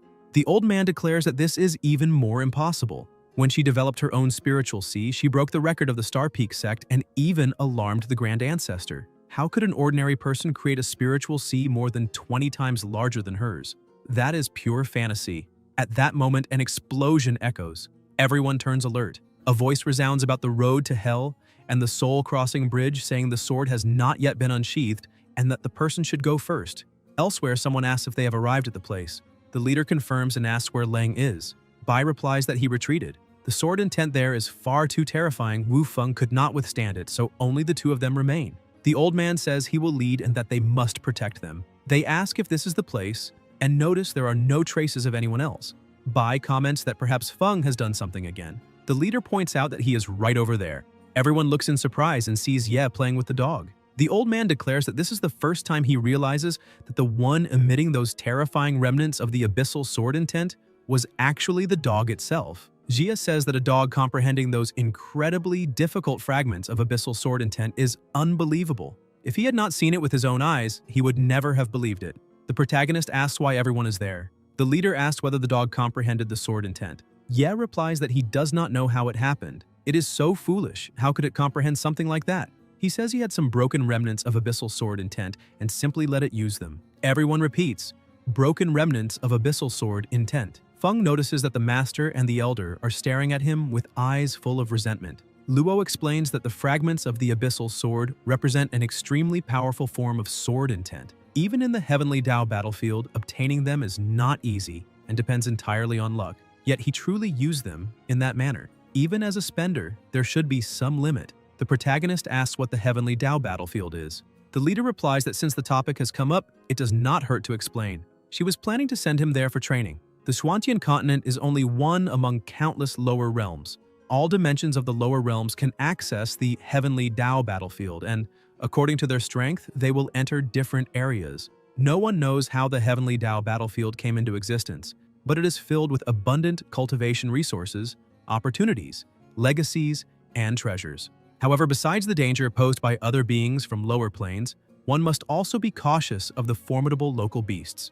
A single mistake can result in death within the Heavenly Tao battlefield. The system notifies that a random mission has been activated. It requests that the host advance to the second layer of the Heavenly Tao battlefield and defeat 100 beasts at the peak of the Qi Gathering realm. Success will grant a large amount of big spender points, while failure will result in the deduction of a large amount of points. The protagonist reflects that in the previous mission, the system only provided points for extravagant spending upon entering the Spirit Star sect. This time, the amount was not specified, only described as large. He wonders how he will eliminate 100 beasts in the same realm. Although he possesses spiritual power, he lacks suitable martial techniques. The old man asks how many broken remnants of the abyssal sword intent he used on that dog. He observes that the animal has transformed and that the traces of sword intent are already extremely strong. He speculates that they may have reached the peak of sword intent and could break into the Sword Heart realm at any moment. He recalls that the grand ancestor of the Star Peak sect devoted hundreds of years to cultivation and, with countless opportunities, only comprehended up to the Sword Heart realm. Even so, the Frozen Heaven Sword Heart pales in comparison to the Abyssal Sword Heart. Ye replies that it was not much, only about 10,000 broken fragments of Abyssal Sword intent, used without hesitation. Everyone stares at him in shock and repeats that he gave 10,000 broken remnants of Abyssal Sword intent to a dog, something countless cultivators would desire to obtain. Feng asks them to leave it aside for now and apologizes.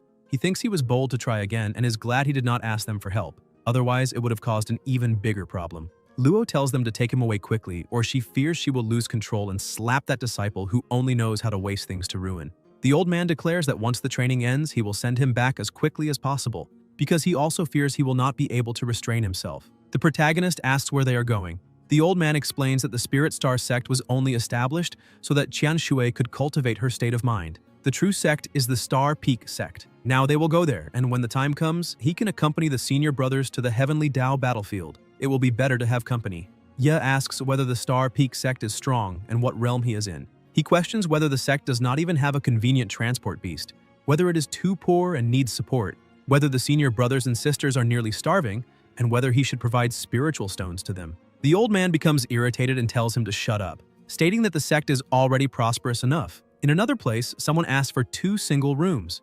Later, Feng lies down and thinks he does not know what item he will waste the next day, since it is not easy to earn big spender points. The next morning, the protagonist wakes up and says he slept very well. He checks his status bar and notices that the items to waste that day are high-quality spiritual stones. Fortunately, there are only 1,000 units, so it should not be difficult to handle. He says he already knows how to spend everything. The system should purchase martial technique jars, specifically those containing high-level human-grade techniques. No matter how many are needed, he will keep opening them until he obtains one.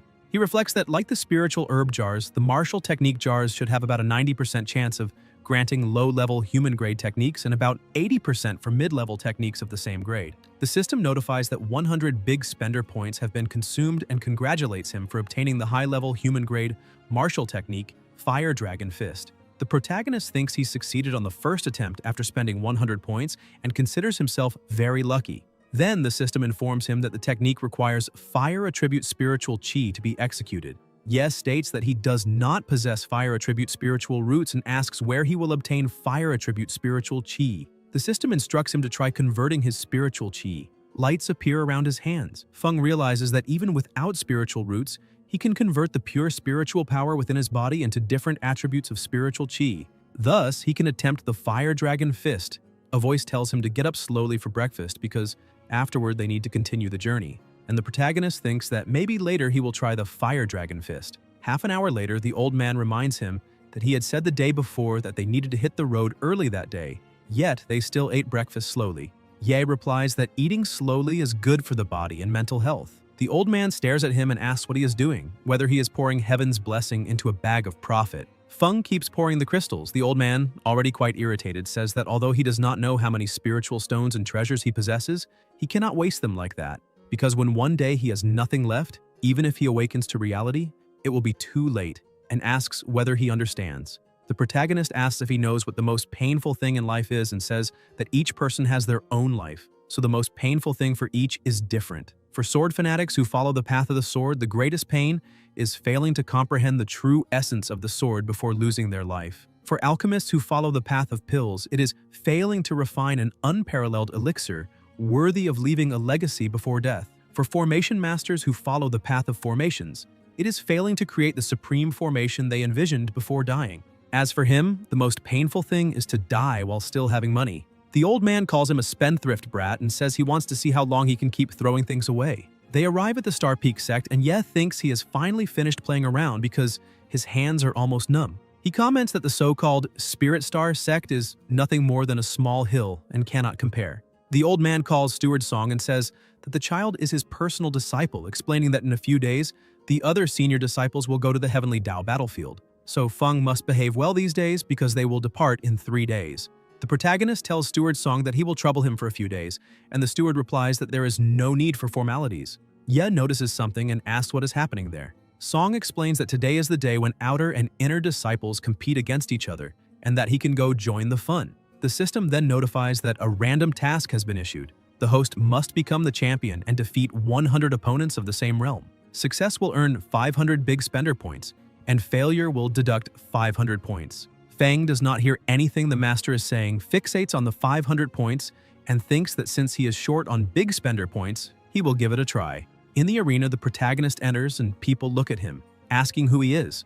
Observing that he is not even wearing the Star Peak sect robe and yet has entered the arena, questioning whether he is preparing to challenge someone, perhaps someone from another sect coming to provoke. Ye introduces himself, saying he is at the peak of the 9th layer of the Qi gathering realm, that he is the personal disciple of the esteemed Luo, and that today he will participate in the challenge there, asking the senior brothers and sisters for guidance. Everyone is surprised and asks if he is the personal disciple of the Holy Maiden, commenting that they heard she is establishing her own sect and wondering how he managed to attract her attention, saying that if they could become the esteemed disciples of the Holy Maiden, even if they had to shorten their own lives by decades, they would be willing.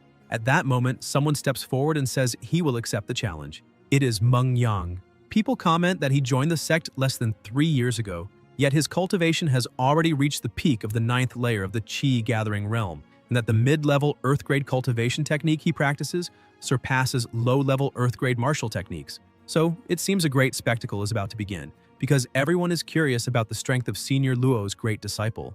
The protagonist observes that Meng seems quite well known in the sect, and Meng replies that it's not bad to have taken less than 3 years to reach the peak of the 9th layer of the Qi gathering realm, asking how long Ye took. Ye answers that it took him about 10 minutes to reach the peak of the 9th layer of the Spirit Sea realm, a little over 20 minutes to go from the peak of the 9th layer of the Spirit Sea realm to the peak of the 9th layer of the Qi gathering realm, but that in fact it was about 5 minutes to reach the peak of Qi gathering. Meng asks what kind of nonsense that is. Silence falls over the place. People say it is ridiculous, that this guy must be dreaming, because Yang took 3 years and he says he took 30 minutes, when they themselves take 30 minutes just to find a restroom when they have a stomachache. They comment that Feng's boasting is excessive, that he is arrogant and conceited, and question why the Holy Maiden would choose him as her personal disciple. The protagonist says they don't believe him even when he tells the truth. Meng charges forward using the Misty Water Steps, a mid-tier earth-grade movement technique, declaring that there has been enough nonsense.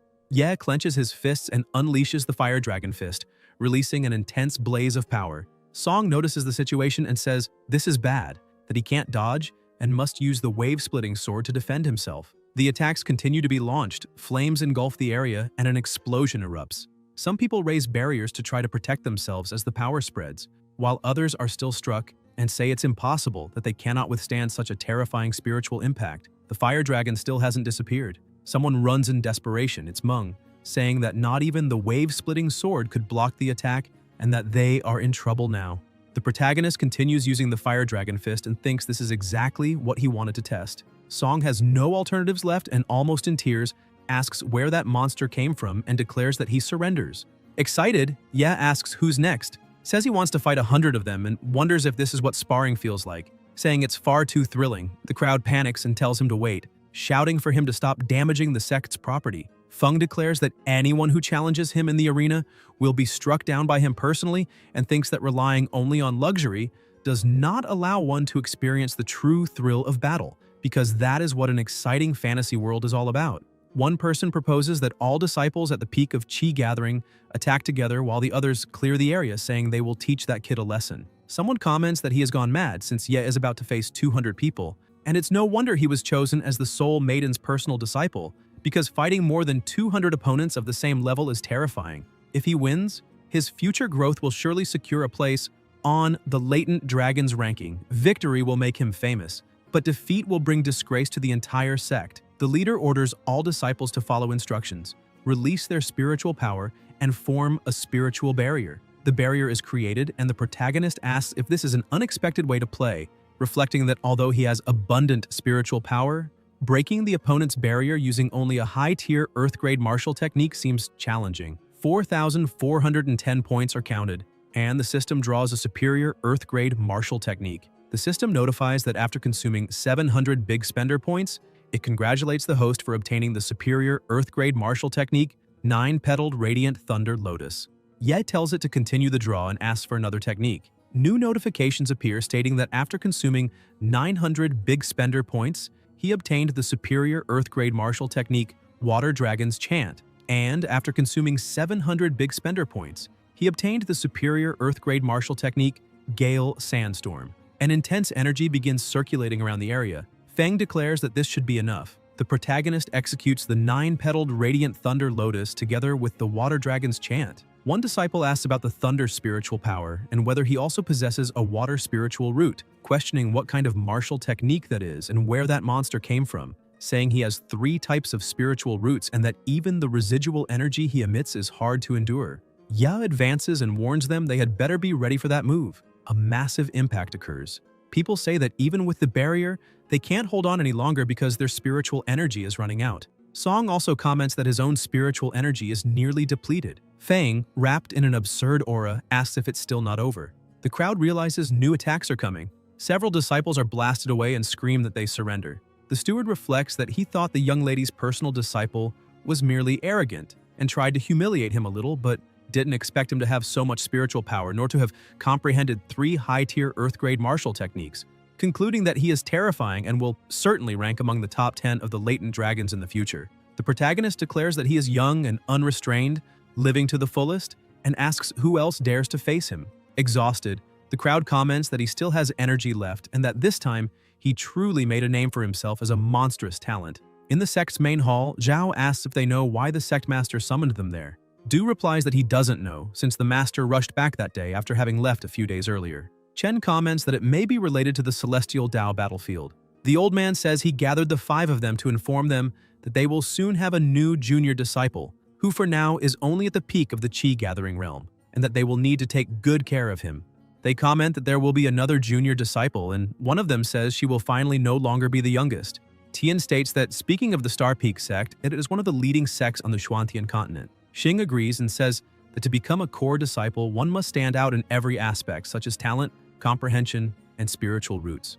Zhao asks whether the sect master can say what exceptional qualities this junior disciple possesses, and the master replies that he has a lot of money, is extremely wealthy, a true spendthrift and big spender. Zhao comments that even the personal wealth of lone experts cannot compare to a fraction of the sect's resources. Xing questions whether that can be considered exceptional. Du says this junior disciple must have truly extraordinary qualities, and Chen asks if the master is joking. The master says they do not understand, but after spending time with him, they will naturally comprehend. In a few days, when he finishes his experience at the Celestial Dao battlefield, they will follow him to the Star Spirit sect founded by the Holy Maiden. He adds that they should not blame him for not remembering, and that when they have free time, they should pay more attention to him, because even what he trims from his own fingernails might be useful to them. He thinks this is extremely clever, because by following Feng, the sect will not only cultivate 5 unparalleled experts, but also free up more resources to train other disciples. The master also comments that they are not even as good as a dog,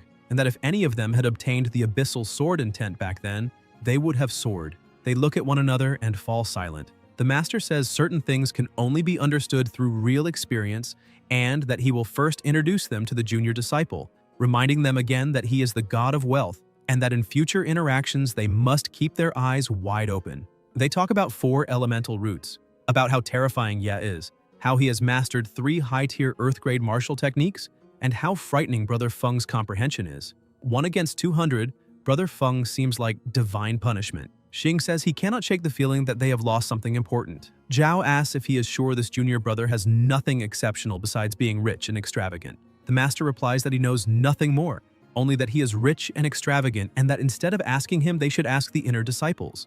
They all wonder whether that is still the sect master, since he does not even know the real situation of the junior brother and yet is considering granting him the status of core disciple.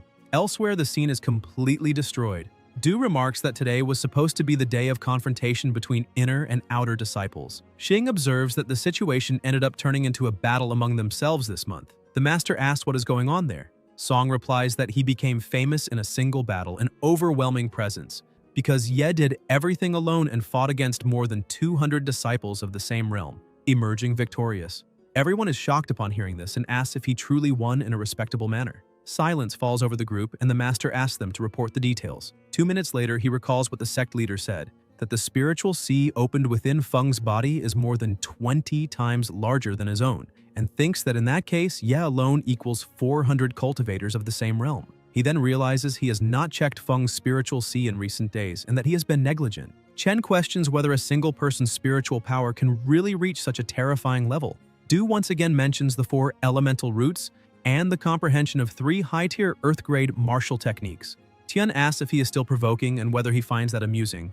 Zhao wants to know where the junior brother is. The steward replies that he has already returned to the residence at the inner gate of the main peak, courtyard 111. Main peak, inner gate, courtyard 111. They move quickly. Zhao says they will meet the junior brother first. Song comments to the sect master that moments earlier Chen called Feng junior brother and asks whether he plans to make him the 6th core disciple of the sect. The master replies that he must not inform the 3 grand elders about Ye's situation because he is his daughter's personal disciple and no one can take him away. The steward says that even if he does not inform the 3 grand elders, the news has already spread. And not only the 3 grand elders know, but the other 4 grand elders are aware as well. The master concludes that this may become a problem and says he will see what he himself decides to do. Elsewhere, the protagonist is lying down and remarks that in the audience, people no longer pass by in their former colors. While on stage, someone sings a heartbreaking farewell song until a group quickly approaches. Ye asks who they are and what they are doing there. Everyone begins introducing themselves. Feng asks whether he is not the master's personal disciple, whether he went out for a short time and now shows up with 5 more senior brothers and sisters. Zhao says he misunderstood and that he will explain calmly.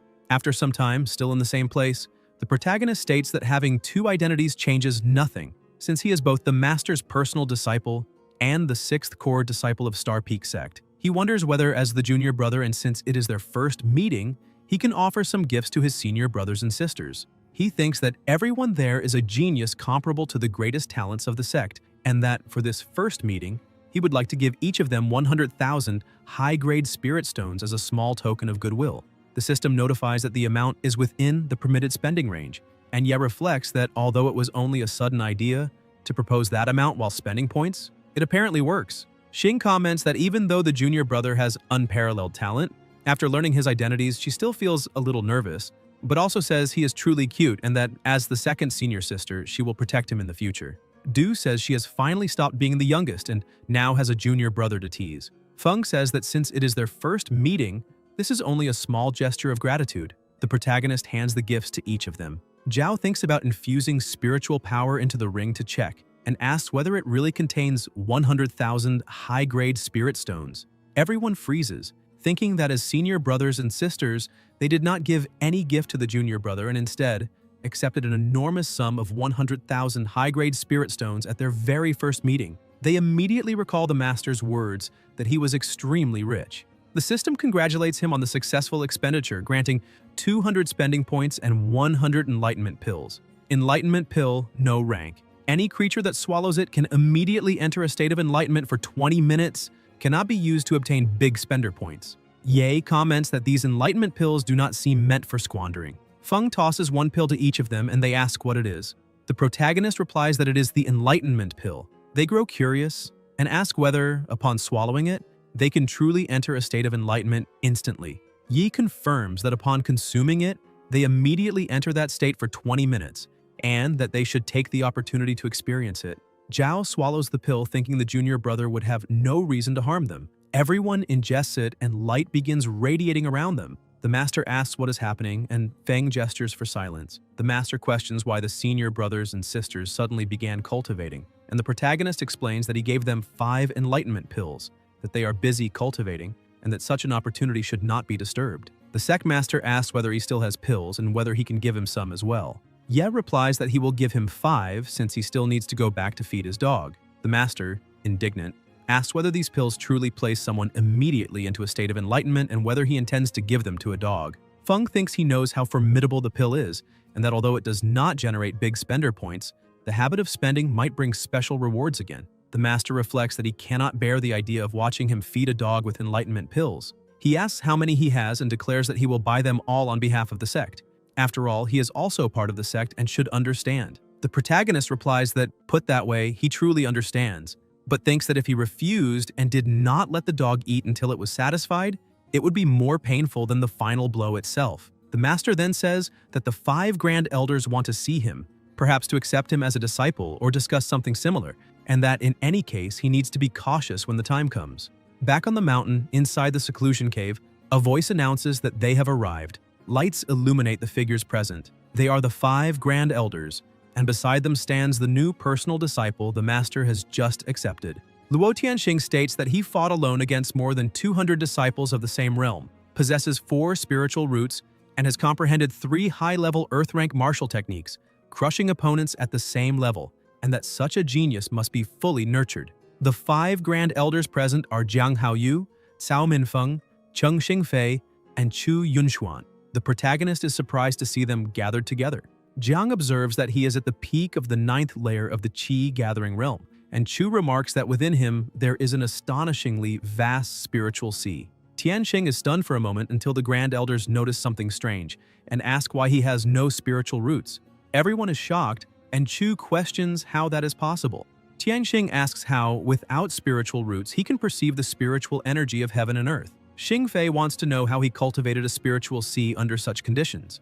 Ye replies that he does not know how to explain it, only that sometimes, when he thinks about it, he feels the surrounding spiritual energy flowing into his body, and that even without spiritual roots, for some reason, the spiritual energy within him can be converted into different elemental energies. The elders, perplexed, ask what absurd phenomenon that is. Feng thinks that, considering the strength and status of those 5 grand elders, as a core disciple, it would not be inappropriate to give each of them 1 million high-grade spirit stones. The system then notifies that the amount is too small, does not fall within the waist range, and that his vision is limited. The protagonist then thinks of 10 million high-grade spirit stones, and new notifications appear informing him that this amount falls within the big spending range. Ye realizes that it is quite a high value and concludes that those 5 grand elders are truly extraordinary. He comments that he came in a hurry and did not prepare much, hoping they will not disdain those 10 million high-grade spirit stones. The elders look confused, accept the gift, and think that he really is only a disciple at the peak of the 9th layer of the Qi gathering realm,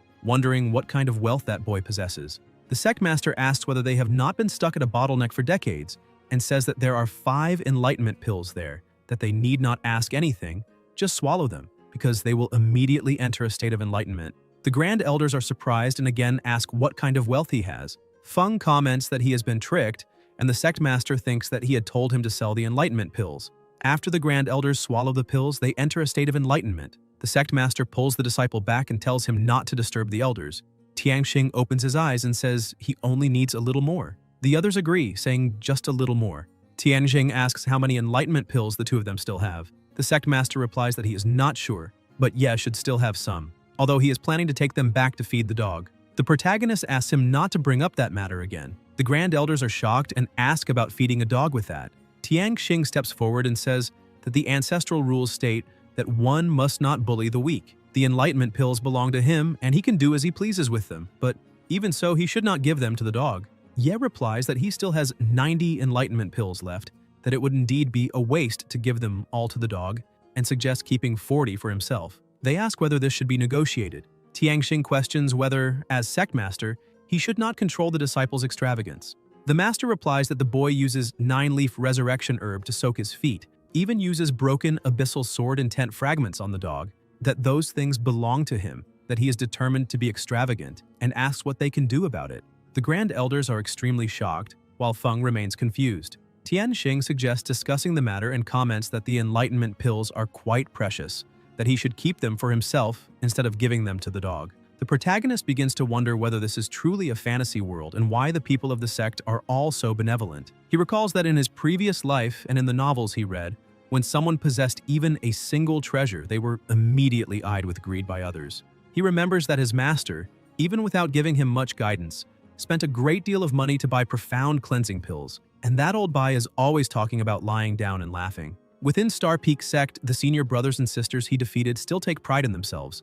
And now, here stand the Master and the 5 Grand Elders all treating him in that manner. Ye thinks that being in a sect like that is not bad at all since there are no betrayals or conspiracies, and states that, in that case, he will comfortably remain an extravagant fellow within the sect. He declares that there are 70 enlightenment pills there and voluntarily offers them to the sect, but asks the 5 elders not to try to negotiate the remainder with him. He reflects that he wants to be a prodigal with peace of mind, because the stronger the sect is, the safer it will be, and offering a few things is not a bad idea. Tianxing says that the sect is fortunate to have a disciple like him, and asks whether Wu Ming understands how much he has already contributed, stating that as long as he does not violate the ancestral rules, no one has the right to punish him. The sect master replies that he understands and thanks him for the reminder, thinking that Feng is his chosen god of wealth and that even without all this, he would not treat him poorly. Suddenly, the pressure in the surroundings increases.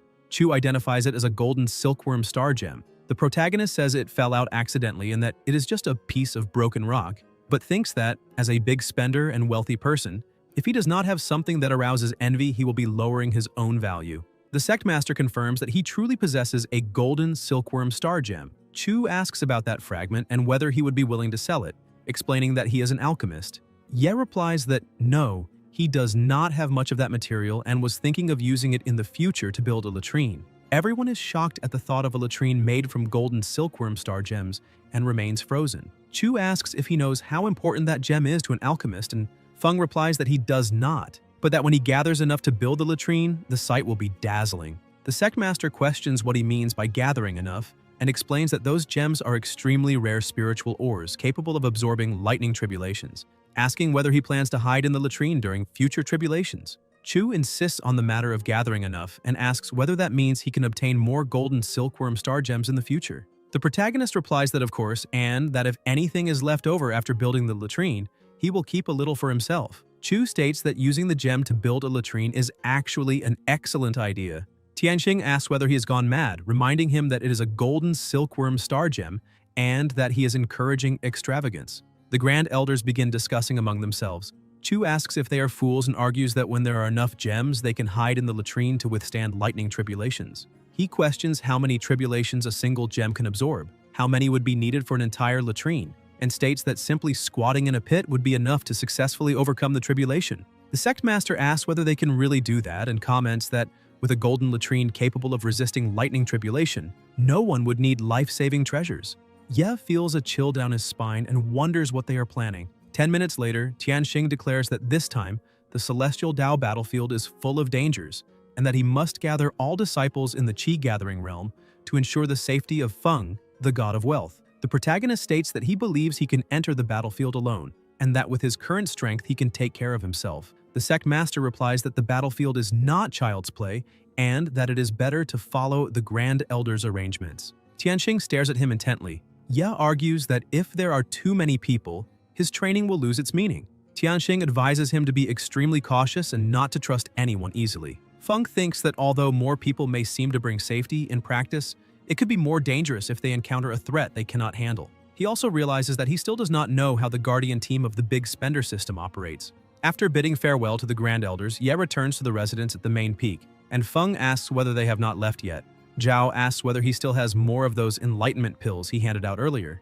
Du comments that with just one pill, she was able to instantly enter a state of enlightenment. Tian, somewhat embarrassed, asks whether he could give her a few more. The protagonist replies that there are not many left, since he has already given several to the Grand Elders. Xing asks if he can give her a few more, and Ye replies that he cannot, that the remaining 20 enlightenment pills are reserved for his dog. Even the Grand Elder asked for some, but he refused, because that is his bottom line. They fall silent for a moment. Xing admits they were rude. Zhao says that obtaining a single enlightenment pill is already great luck. Fate is fickle and cannot be forced.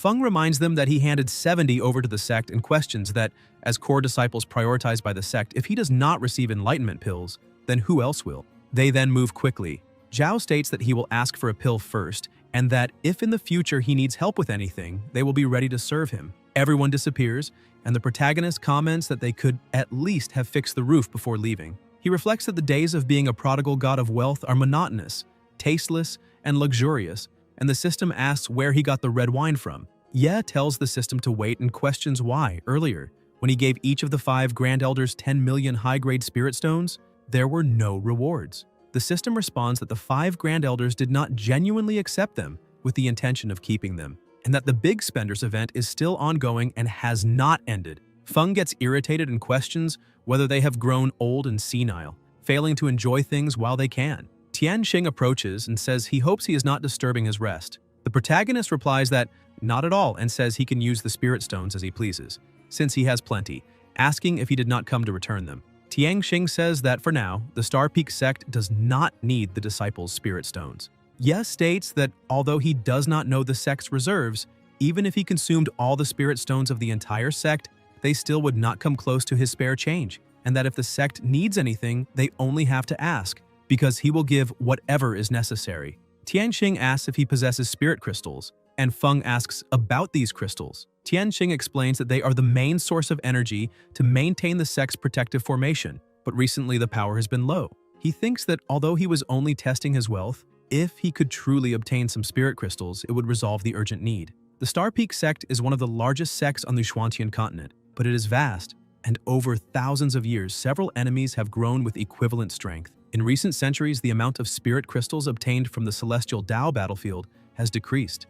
The protagonist thinks that the people of the sect are like family to him and wonders whether it would be excessive to give 10 billion high-grade spirit crystals to his family. The system questions whether he has no shame and confirms whether it is really 10 billion, notifying him that the sect would not be able to burn through that even in hundreds of years and that at most he could consider 1 billion. Ye tells the system to watch closely because the people of the sect are his dear relatives, brothers and sisters, and they need a raise. The system says absolutely not. Feng wonders whether the system is actually bargaining and concludes that perhaps it is not so rigid and that he might negotiate more in the future. He then settles on 100 million high-grade spirit crystals, and the system notifies that 100 million have been issued. Tianxing thinks that spirit crystals are exclusive to the celestial Dao battlefield, and that he probably does not have any to spare, and that there is no need to exaggerate. The protagonist asks him to wait and declares that there are 100 million high-grade spirit crystals. Tianxing is shocked upon hearing the number and says he must be having auditory hallucinations in his old age,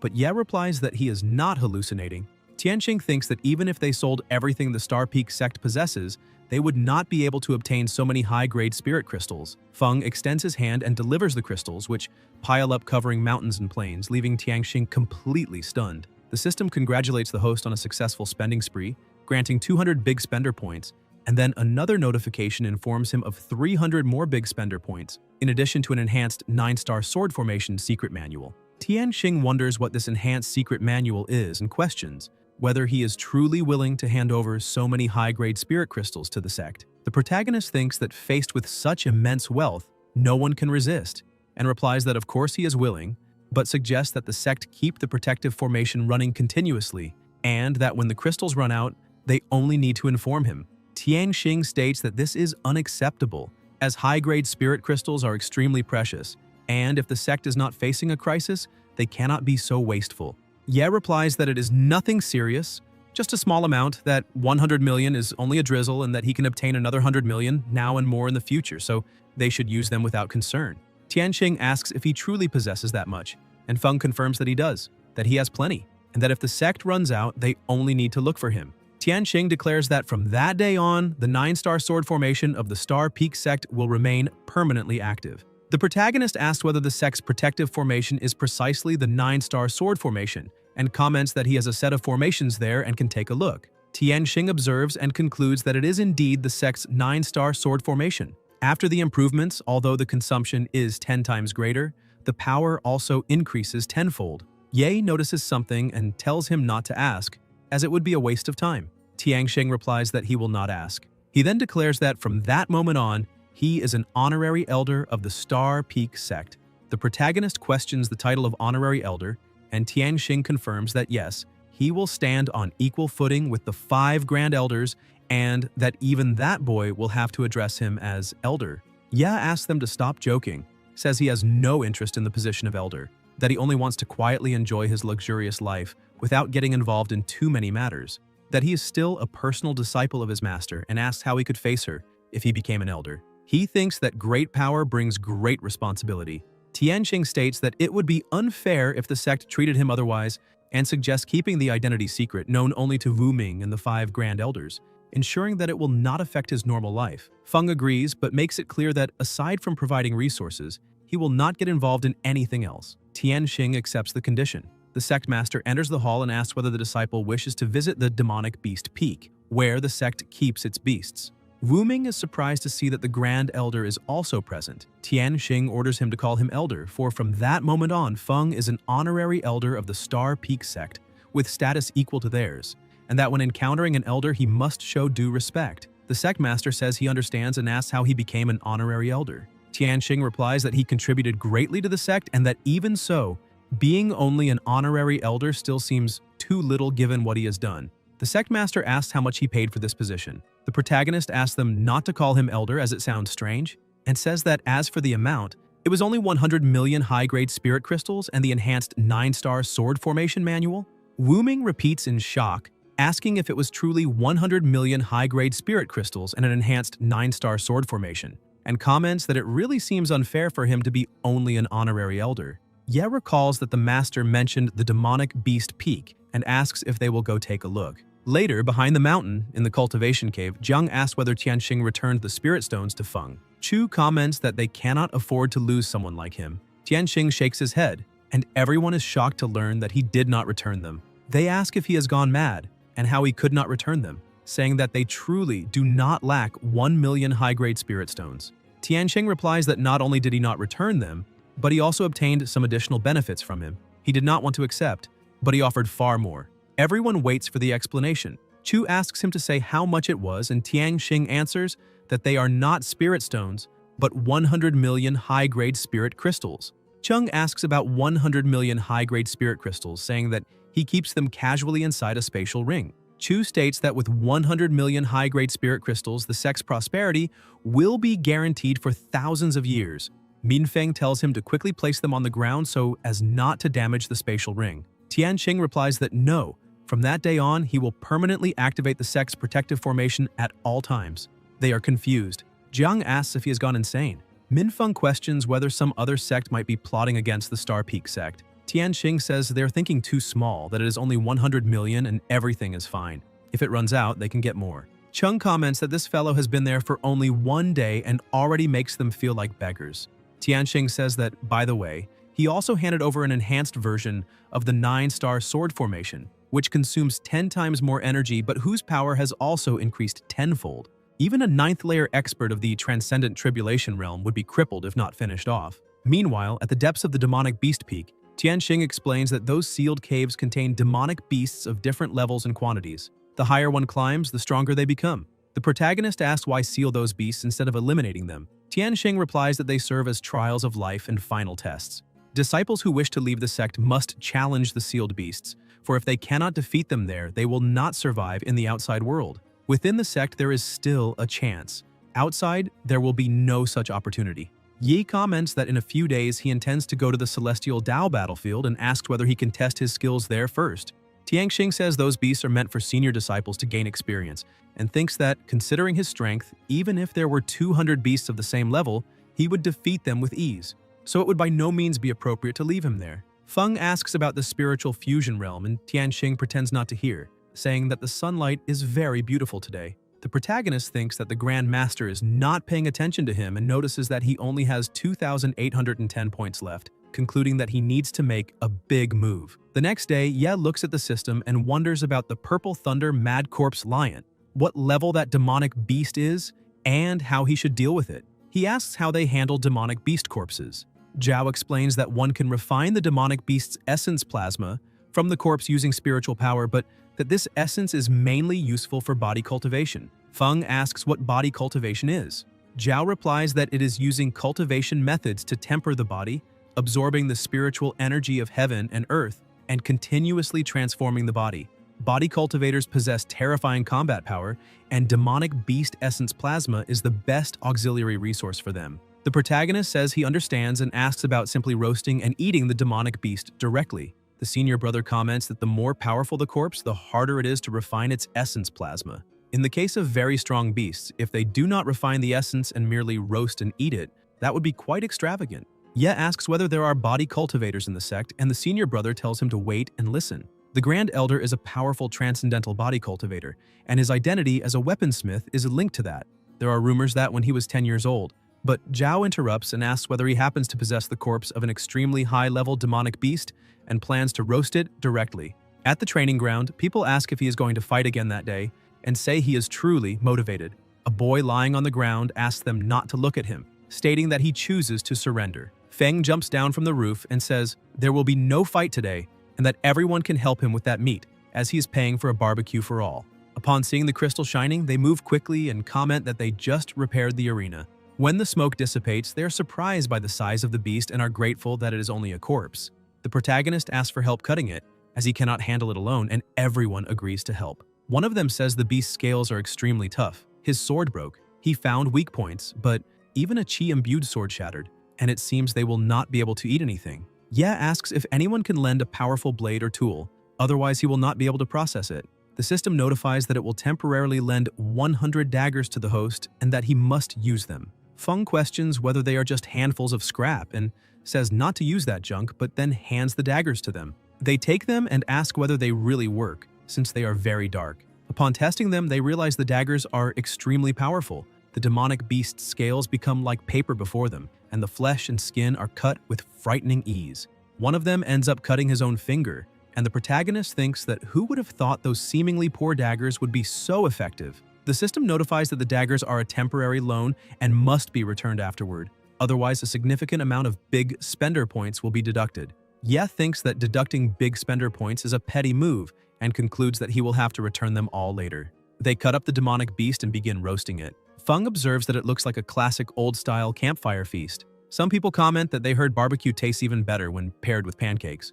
10 miles east of the Star Peak sect, Kai says he has arrived and asks what is going on, whether the sect is in danger, questioning if there are other forces besides him, since that should be impossible, as there should only be him. Kai advances quickly and comments that it is perfect. It has been a long time since he tested the power of the 9-star sword formation, and he wants to see how many strikes from that formation's force he can withstand. A huge boom echoes.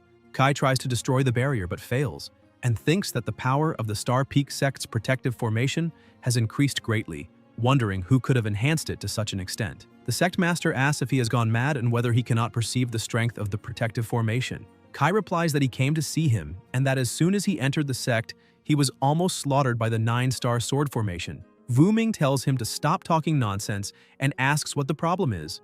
Kai says that this time he was lucky in the Celestial Dao battlefield and obtained 80 complete spiritual crystals, all high quality. The sect master asks if that is all and says he can leave then. Kai questions that reaction, asking whether he should not be requesting a dozen or more, and suspects that the sect activated the protective formation because a formidable enemy is approaching on purpose, wanting to know who raised the formation to such a terrifying level. Wu Ming replies that no, they simply had a surplus of spiritual crystals recently and are using part of the stock. He should have felt the power of the protective formation, and although it consumes 10 times more energy, the sect can afford it. He asks whether Kai is trying to show off and tells him to say how many spiritual crystals his own sect possesses now. He says not many, only 100 million, enough to last a few months. He seems to have just returned from the Celestial Dao battlefield, so aside from the spiritual crystals, he asks if there is any other matter. Kai comments that it has been a long time since they drank together and thought they could chat over some drinks, reflecting that his old friend never lies about important matters, so it must be true. A few minutes later in the inner area of the Star Peak sect, Kai asks what that smell is and comments that it is extremely fragrant, identifying it as Purple Thunder Mad Lion. There are bones on the ground, and in the training field, people are eating. Kai confirms that it is indeed so, and Wu Ming thinks that the aura matches a Purple Thunder Mad Lion that definitely survived the 9 thunder tribulations of the Celestial Dao and could have ascended to the higher realms at any time, being a terrifying demon. Kai asks them to wait a moment and questions what the disciples are doing. The sect master replies that they seem to be eating grilled meat. Kai, indignant, asks whether they are grilling the flesh of such a terrifying demon. and whether the Star Peak sect has really become so rich. Suddenly, Kai notices something and asks what those weapons are. They watch as the disciples cut the meat rapidly. Kai asks what kind of divine weapon that is and comments that his friend's sect is far too strange for him. Wuming states that the more powerful the demon, the more precious the blood essence extracted from it. If the 5 Grand Elders find out, it is better to notify them quickly, as he is being extravagant again. The corpse of a purple thunder-mad lion that endured the 9 celestial tribulations is being roasted by Feng on skewers for the disciples. If they do not come soon, nothing will be left. Kai asks who this Feng is and why they need to call the 5 Grand Elders, questioning whether he himself cannot handle it.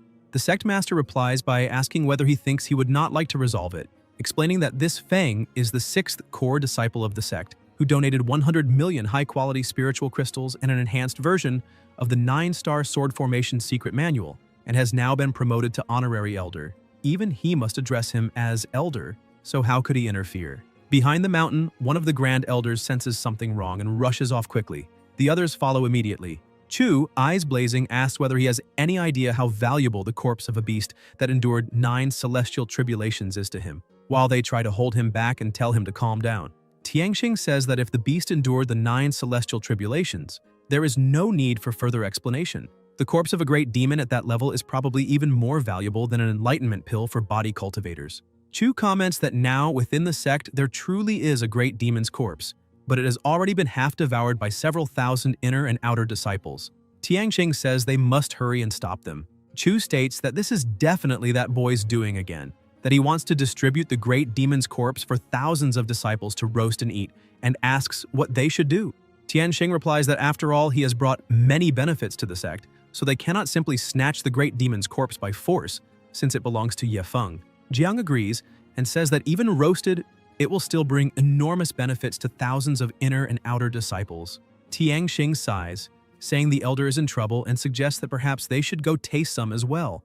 Eating something is better than eating nothing, and after all, they have never tried a demon of that level before. A few minutes later on the training field, the sect master and Kai are also eating the beast's meat, while the disciples cheer around them. The Grand Elders watch from a distance. Tianxing asks what they are doing now. Someone rings a bell and Kai announces that he has won. People celebrate and throw bones into the air until the sect master notices something in the sky. The Grand Elders are watching. Tianxing asks whether Feng is really eating barbecue, and Chu questions why they were not invited to join. The protagonist replies that there is no problem at all and that, since the Grand Elders are interested, they can join them. Kai comments that he did not expect him to be so low-key within the sect, and the sect master tells him to shut up. An hour later, Chu says he will take the skeleton, and Ye thanks him. Wuming introduces his old friend Kai, explaining that he is a 4th-layer body cultivator who has transcended the tribulation realm. Feng remembers that the Grand Elder ordered the master to address him as elder, and then greets Kai as senior. Kai says there is no need to be so formal. The protagonist explains that, as his master's friend, he is naturally a senior to this junior. Kai asks why Wuming calls him elder while he calls him master. Wuming replies that he is the personal disciple of his daughter, so in a way he himself is his master. In any case, it is complicated to explain. The system notifies that the Big Spending mission has been completed, granting 1,000 Big Spender points and 200 essences of Purple Thunder Mad Lion Plasma. Transcendent Tribulation Realm, Peak of the 9th Layer, a demonic beast that endured the 9 celestial tribulations. Ye wonders what exactly enduring 9 celestial tribulations means, and why the title is so long. The system explains that on the Zhuantian continent, for cultivators or great demons to ascend to the higher realm after reaching the peak of the 9th layer, they must survive the 9 celestial tribulations. Feng concludes that this is the strength classification level after the peak of the 9th layer of the Transcendent Tribulation Realm. Kai says he was fortunate to taste such a delicacy thanks to him, but still considers that great demon essence a waste. The protagonist asks whether he is referring to that essence. Kai senses the aura and confirms that yes, it is the refined plasma essence of that Purple Thunder Mad Lion. Ye says he can give him some, but the rest is reserved for his dog at home. Kai asks whether that is a nickname for some friend. The sect master explains that it is not human, just an ordinary stray dog that, after swallowing more than 2,000 third-grade 9-striped cleansing pills, is already evolving into a great demon. Kai becomes indignant. Feng insists it is just a normal dog, and Kai asks if he is joking, questioning again whether this is serious. The protagonist says that if there is nothing else, he will take his leave. Wuming asks Kai to accompany him, saying he will give him an opportunity. Kai asks why they are leaving, says they have not answered his question, and wants to know what opportunity it is. what kind of chance the sect can offer. At Wuming's residence, Kai asks what that is and whether it is poison. The sect master replies that if their relationship were not so close, he would not offer something like this, asking whether he has never seen it before and explaining that it is an enlightenment pill. Kai asks if it is real. The sect master says he will certainly be grateful. Kai swallows the pill and enters a state of enlightenment. 20 minutes later, he looks at his own hands and becomes extremely excited. Wuming explains that this enlightenment pill also came from that boy. Besides the 70 he gave to the sect, there are still 20 more reserved to feed his little dog. Xia also mentioned this, saying that if he helped Feng with tasks, he would receive a 9-leaf resurrection herb. He no longer cares about the auction house and has become an elder in his own daughter's sect, and that fellow Bai was supposed to supervise his daughter, but now he is completely tied to the sect. Wuming asks where he is going, since he has not even had a drink yet. Kai talks about having a drink and tells him to shut up. The sect master says he was talking to him and asks why he is so irritated. Kai replies that he is getting old, completely alone, that besides him he has no friends or family, that he should have had a daughter about Xian's age, and Wuming apologizes for touching a sore spot. Kai says he did not even mention that his daughter founded a sect, that he is going to his daughter's sect to become an elder and settle down. Someone moves quickly and the sect master explodes, saying he has no shame, that he should come back immediately, asking who was the one that said he would never join a faction, who claimed he hated rules and wanted to be free, and now he even wants a home. He bets he has his eye on something his disciple possesses. He thinks he has to admit that if he were not the master, he would also want to be an elder. Suddenly he remembers something and says he cannot keep something as good as the essence of a great demon to himself. He must inform the 5 Grand Elders immediately. In Ye Feng's courtyard, the protagonist comments that the most extraordinary peaks nurture wild spirits, that the brilliance of the sea and the full moon overflows in the cup like majestic snowy mountains. Zhao says he knows he likes to spend money, but he cannot reach the point of insanity. Ye replies that he needs to stay calm and not panic over anything, telling him to look at the door, which broke again. Zhao says he just went to the scripture pavilion and found records about the purple thunder mad lion. When it grows to the size of a small mountain, it means it is a great demon that has reached the transcendent tribulation realm. Feng says he already knows and asks whether he can borrow books from the scripture pavilion. Zhao tells him to forget it, that he cannot explain anything to a prodigy like him. The sect master asks them to follow the junior brother to the Star Spirit sect founded by the Holy Maiden, so they will have to get used to his extravagant and wasteful style. Zhao leaves. The protagonist starts fixing the door and comments that he broke the door, said a bunch of strange things and left, came just to mess with the door. A few minutes later, Ye finishes the repair and says that now he can finally sleep in peace, until someone breaks the door again. It is Chu, asking if he is sleeping. Feng, lying on the ground, says there is no need to explain, he already understands. Those 10 drops of great demon plasma essence are his way of showing filial respect and thinks he just wanted to sleep. Chu says this is embarrassing, and the protagonist concludes that the master must have betrayed him again. Chu tells him to rest well and to look for him if he needs anything, and he decides that as for the door, it is better to forget it. He will change courtyards. The next morning, Ye wakes up saying that changing courtyards was great and wonders what he will do today. The system notifies Big Spender loot, Tranquil Spirit Incense, 100 units, made from the Millennium Black Divinity Mysterious Tree. When lit, it releases an aroma that calms the mind, and cultivating in this state greatly increases efficiency. Feng finds it interesting and wonders whether lighting the incense will make sleep more comfortable. Outside, Wuming comments that, observing the past few days, this boy always brings out something good every morning. First, in the Star Spirit sect, he used broken remnants of Abyssal Sword Intent to strengthen the dog.